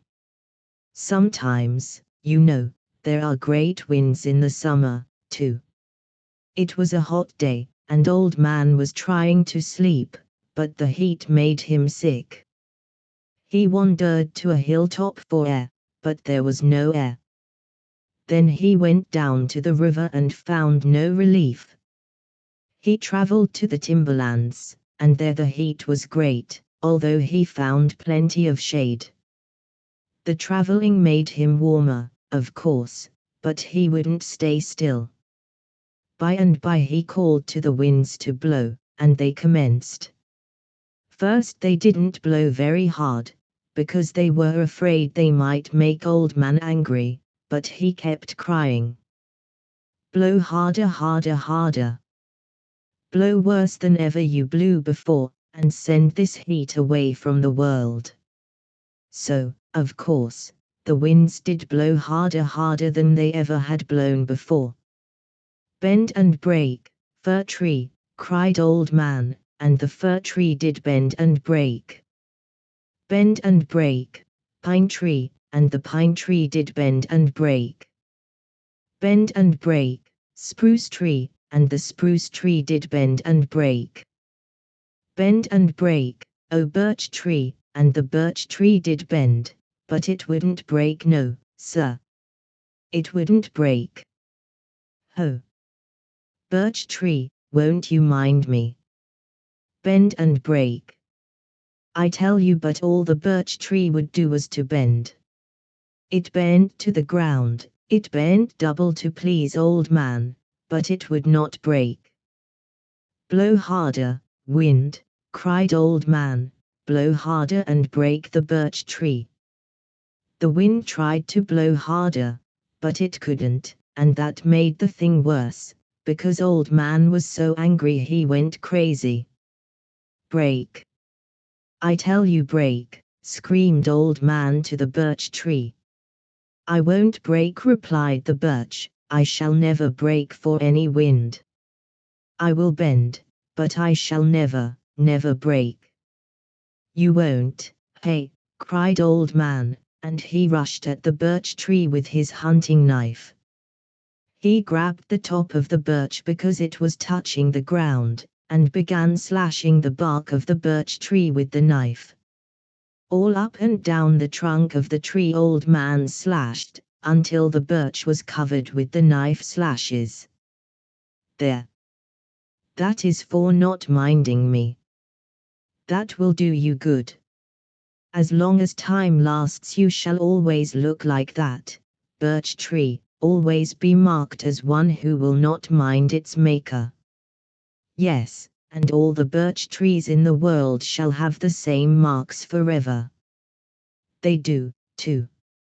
You have seen them and have wondered why the birch tree is so queerly marked. Now you know. That is all, ho! Mistakes of Old Man. All night the storm raged, and in the morning the plains were white with snow. The sun came and the light was blinding, but the hunters were abroad early, as usual. That day the children came to my camp, and I told them several stories that appeal to white children. They were deeply interested, and asked many questions. Not until the hunters returned did my visitors leave. That night War Eagle told us of the mistakes of Old Man. He said, Old Man made a great many mistakes in making things in the world, but he worked until he had everything good. I told you at the beginning that Old Man made mistakes, but I didn't tell you what they were, so now I shall tell you. One of the things he did that was wrong, was to make the bighorn to live on the plains. Yes, he made him on the plains and turned him loose, to make his living there. Of course the bighorn couldn't run on the plains, and Old Man wondered what was wrong. Finally, he said, "Come here, bighorn," and the bighorn came to him. Old Man stuck his arm through the circle his horns made, and dragged the bighorn far up into the mountains. There he set him free again, and sat down to watch him. Ho! It made Old Man dizzy to watch the bighorn run about on the ragged cliffs. He saw at once that this was the country the bighorn liked, and he left him there. Yes, he left him there forever, and there he stays, seldom coming down to the lower country. While Old Man was waiting to see what the bighorn would do in the high mountains, he made an antelope and set him free with the bighorn. Ho! But the antelope stumbled and fell down among the rocks. He couldn't run at all, could hardly stand up. So Old Man called to the antelope to come back to him, and the antelope did come to him. Then he called to the bighorn, and said, "You are all right, I guess, but this one isn't, and I'll have to take him somewhere else." He dragged the antelope down to the prairie country, and set him free there. Then he watched him a minute, that was as long as the antelope was in sight, for he was afraid Old Man might take him back to the mountains. He said, "I guess that fellow was made for the plains, all right, so I'll leave him there," and he did. That is why the antelope always stays on the plains, even today. He likes it better. That wasn't a very long story. Sometime when you get older I will tell you some different stories, but that will be all for this time, I guess. Ho! How the man found his mate. Each tribe has its own stories. Most of them deal with the same subjects, differing only in immaterial particulars.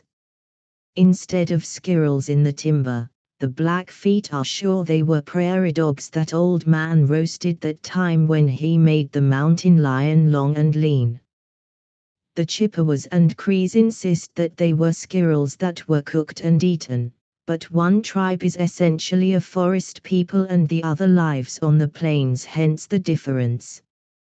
Some tribes will not wear the feathers of the owl, nor will they have anything to do with that bird, while others use his feathers freely.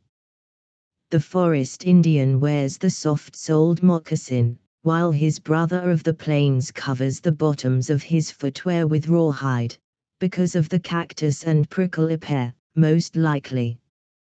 The door of the lodge of the forest Indian reaches to the ground, but the plains Indian makes his lodge skin to reach all about the circle at the bottom, because of the wind. One night in War Eagle's lodge, other person asked, "Why don't the bear have a tail, grandfather?" War Eagle laughed and said, "Our people do not know why, but we believe he was made that way at the beginning, although I have heard men of other tribes say that the bear lost his tail while fishing. I don't know how true it is, but I have been told that a long time ago the bear was fishing in the winter, and the fox asked him if he had any luck.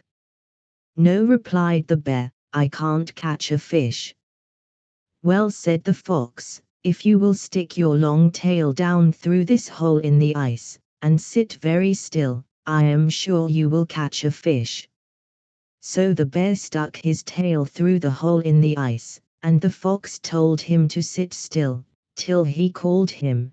Then the fox went off, pretending to hunt along the bank.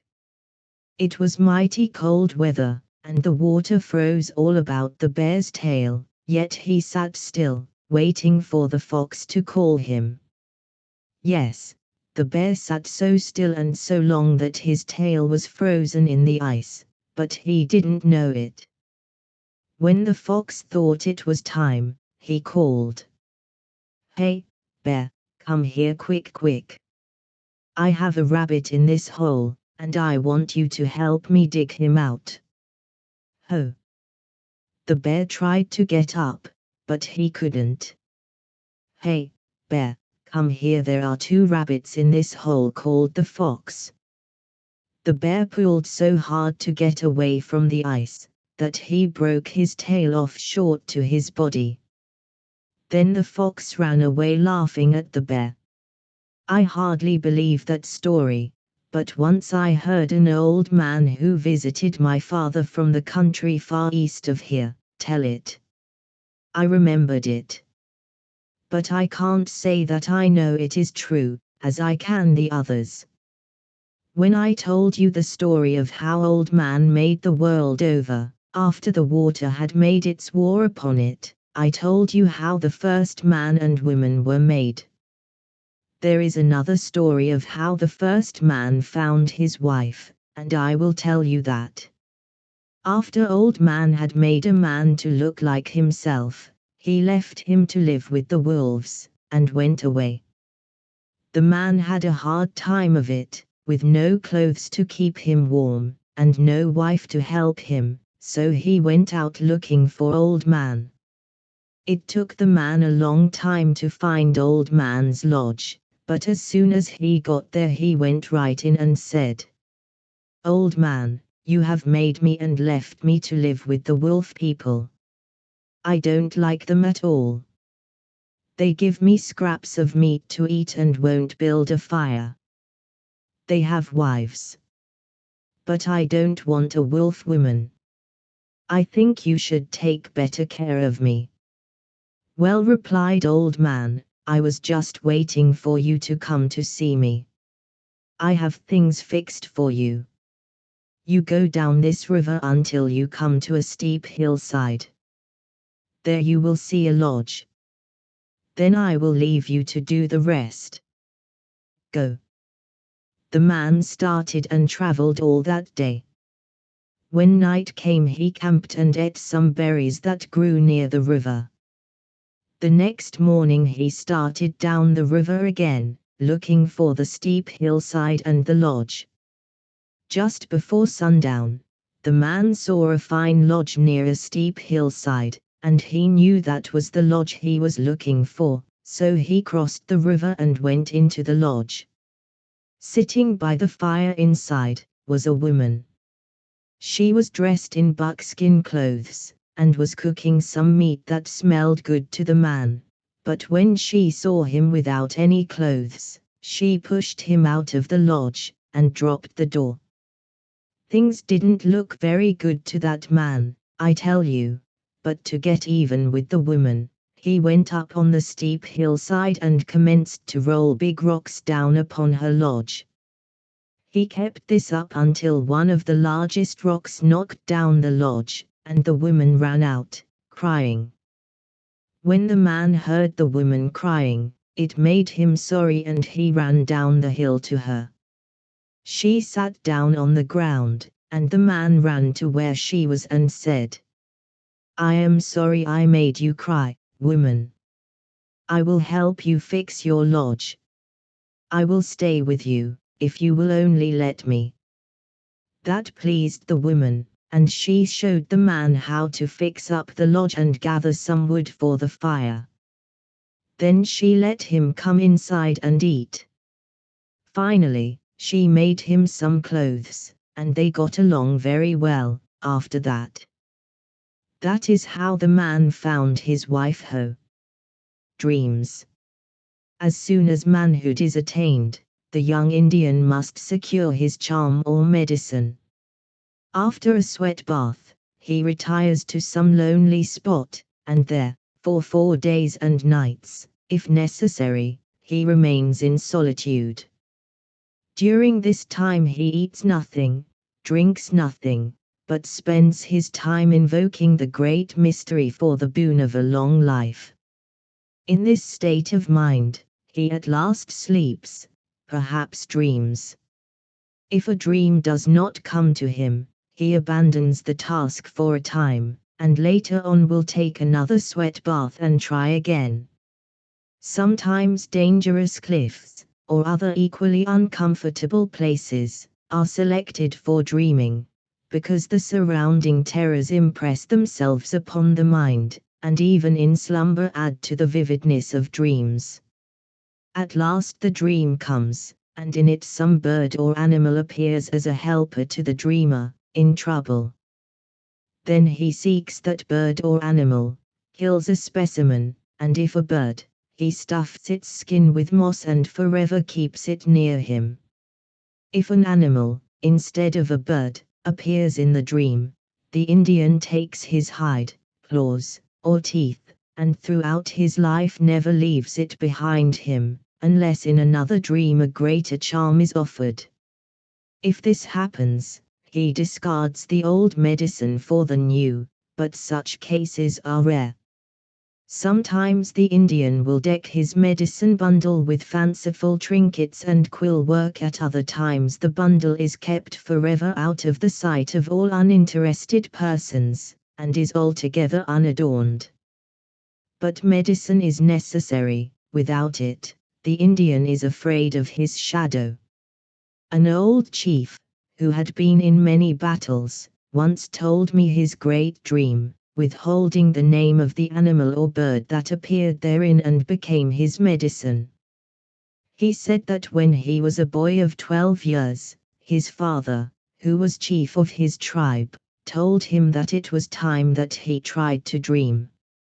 After his sweat bath, the boy followed his father without speaking, because the postulant must not converse or associate with other humans between the taking of the bath and the finished attempt to dream. On and on into the dark forest the father led, followed by the naked boy, till at last the father stopped on a high hill, at the foot of a giant pine tree. By signs the father told the boy to climb the tree and to get into an eagle's nest that was on the topmost boughs. Then the old man went away, in order that the boy might reach the nest without coming too close to his human conductor. Obediently the boy climbed the tree and sat upon the eagle's nest on the top. I could see very far from that nest, he told me. The day was warm and I hoped to dream that night, but the wind rocked the tree top, and the darkness made me so much afraid that I did not sleep. On the fourth night there came a terrible thunderstorm, with lightning and much wind.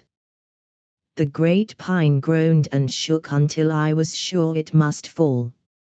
All about it, equally strong trees went down with loud crashings, and in the dark there were many awful sounds that I sometimes hear yet. Rain came, and I grew cold and more afraid. I had eaten nothing, of course, and I was weak, so weak and tired, that at last I slept, in the nest. I dreamed, yes, it was a wonderful dream that came to me, and it has most all come to pass. Part is yet to come. But come it surely will. First I saw my own people in 3 wars. Then I saw the buffalo disappear in a hole in the ground, followed by many of my people. Then I saw the whole world at war, and many flags of white men were in this land of ours. It was a terrible war, and the fighting and the blood made me sick in my dream. Then, last of all, I saw a person coming across what seemed the plains. There were deep shadows all about him as he approached. This person kept beckoning me to come to him, and at last I did go to him. "Do you know who I am?" he asked me. "No, person, I do not know you." "Who are you, and where is your country?" "If you will listen to me, boy, You shall be a great chief and your people shall love you. If you do not listen, then I shall turn against you. My name is Reason." As the person spoke this last, he struck the ground with a stick he carried, and the blow set the grass afire. I have always tried to know that person. I think I know him wherever he may be, and in any camp. He has helped me all my life, and I shall never turn against him, never. That was the old chief's dream. And now a word about the sweat bath. A small lodge is made of willows, by bending them and sticking the ends in the ground. A completed sweat lodge is shaped like an inverted bowl, and in the center is a small hole in the ground. The lodge is covered with robes, bark, and dirt, or anything that will make it reasonably tight. Then a fire is built outside and near the sweat lodge in which stones are heated. When the stones are ready, the bather crawls inside the sweat lodge, and an assistant rolls the hot stones from the fire, and into the lodge. They are then rolled into the hole in the lodge and sprinkled with water. One cannot imagine a hotter vapor bath than this system produces, and when the bather has satisfied himself inside, he darts from the sweat lodge into the river, winter or summer. This treatment killed thousands of Indians when the smallpox was brought to them from St. Louis, in the early days. That night in the lodge War Eagle told a queer yarn. I shall modify it somewhat, but in our own sacred history there is a similar tale, well known to all. He said, "Once, a long time ago, two thunders were traveling in the air. They came over a village of our people, and there stopped to look about. In this village there was one fine, painted lodge, and in it there was an old man, an aged woman, and a beautiful young woman with wonderful hair. Of course the thunders could look through the lodge skin and see all that was inside. One of them said to the other, 'Let us marry that young woman, and never tell her about it.' 'All right,' replied the other thunder. 'I am willing, for she is the finest young woman in all the village. She is good in her heart, and she is honest.' So they married her, without telling her about it, and she became the mother of twin boys. When these boys were born, they sat up and told their mother and the other people that they were not people, but were thunders, and that they would grow up quickly. 'When we shall have been on earth a while, we shall marry, and stay until we each have 4 sons of our own, then we shall go away and again become thunders,' they said. It all came to pass, just as they said it would. When they had married good women and each had 4 sons, they told the people one day that it was time for them to go away forever. There was much sorrow among the people, for the twins were good men and taught many good things which we have never forgotten, but everybody knew it had to be as they said. While they lived with us, these twins could heal the sick and tell just what was going to happen on earth. One day at noon the twins dressed themselves in their finest clothes and went out to a park in the forest. All the people followed them and saw them lie down on the ground in the park. The people stayed in the timber that grew about the edge of the park, and watched them until clouds and mists gathered about and hid them from view. It thundered loudly and the winds blew, trees fell down, and when the mists and clouds cleared away, they were gone forever. But the people have never forgotten them, and my grandfather, who is in the ground near Rocker, was a descendant from one of the sons of the thunders. Ho! Retrospection. It was evening in the Badlands, and the red sun had slipped behind the far-off hills. The sundown breeze bent the grasses in the coulees and curled tiny dust clouds on the barren knolls. Down in a gulch a clear, cool creek dallied its way toward the Missouri, where its water, bitter as gall, would be lost in the great stream. Here, where nature forbids man to work his will, and where the she-wolf dens and kills to feed her litter, an aged Indian stood near the scattered bones of two great buffalo bulls. Time had bleached the skulls and whitened the old warrior's hair, but in the solitude he spoke to the bones as to a boyhood friend. Ho! Buffalo, the years are long since you died, and your tribe, like mine, was even then shrinking fast, but you did not know it, would not believe it, though the signs did not lie. My father and his father knew your people, and when one night you went away, we thought you did but hide and would soon come back. The snows have come and gone many times since then, and still your people stay away. The young men say that the great herds have gone to the sand hills, and that my father still has meat. They have told me that the white man, in his greed, has killed and not for meat all the buffalo that our people knew. They have said that the great herds that made the ground tremble as they ran were slain in a few short years by those who needed not. Can this be true, when ever since there was a world, our people killed your kind, and still left herds that grew in numbers until they often blocked the rivers when they passed? Our people killed your kind that they themselves might live, but never did they go to war against you. Tell me, do your people hide? Or are the young men speaking truth, and have your people gone with mine to sandhill shadows to come back no more? Ho! Red man, my people all have gone. The young men tell the truth, and all my tribe have gone to feed among the shadow hills, and your father still has meat. My people suffer from his arrows and his lance, yet there the herds increase as they did here, until the white man came and made his war upon us without cause or need. I was one of the last to die, and with my brother here fled to this forbidding country that I might hide. But one day when the snow was on the world, a white murderer followed on our trail, and with his noisy weapons sent our spirits to join the great shadow herds. Meat? No, he took no meat, but from our quivering flesh he tore away the robes that Napa gave to make us warm, and left us for the wolves. That night they came, and quarreling, fighting, snapping among themselves, left but our bones to greet the morning sun.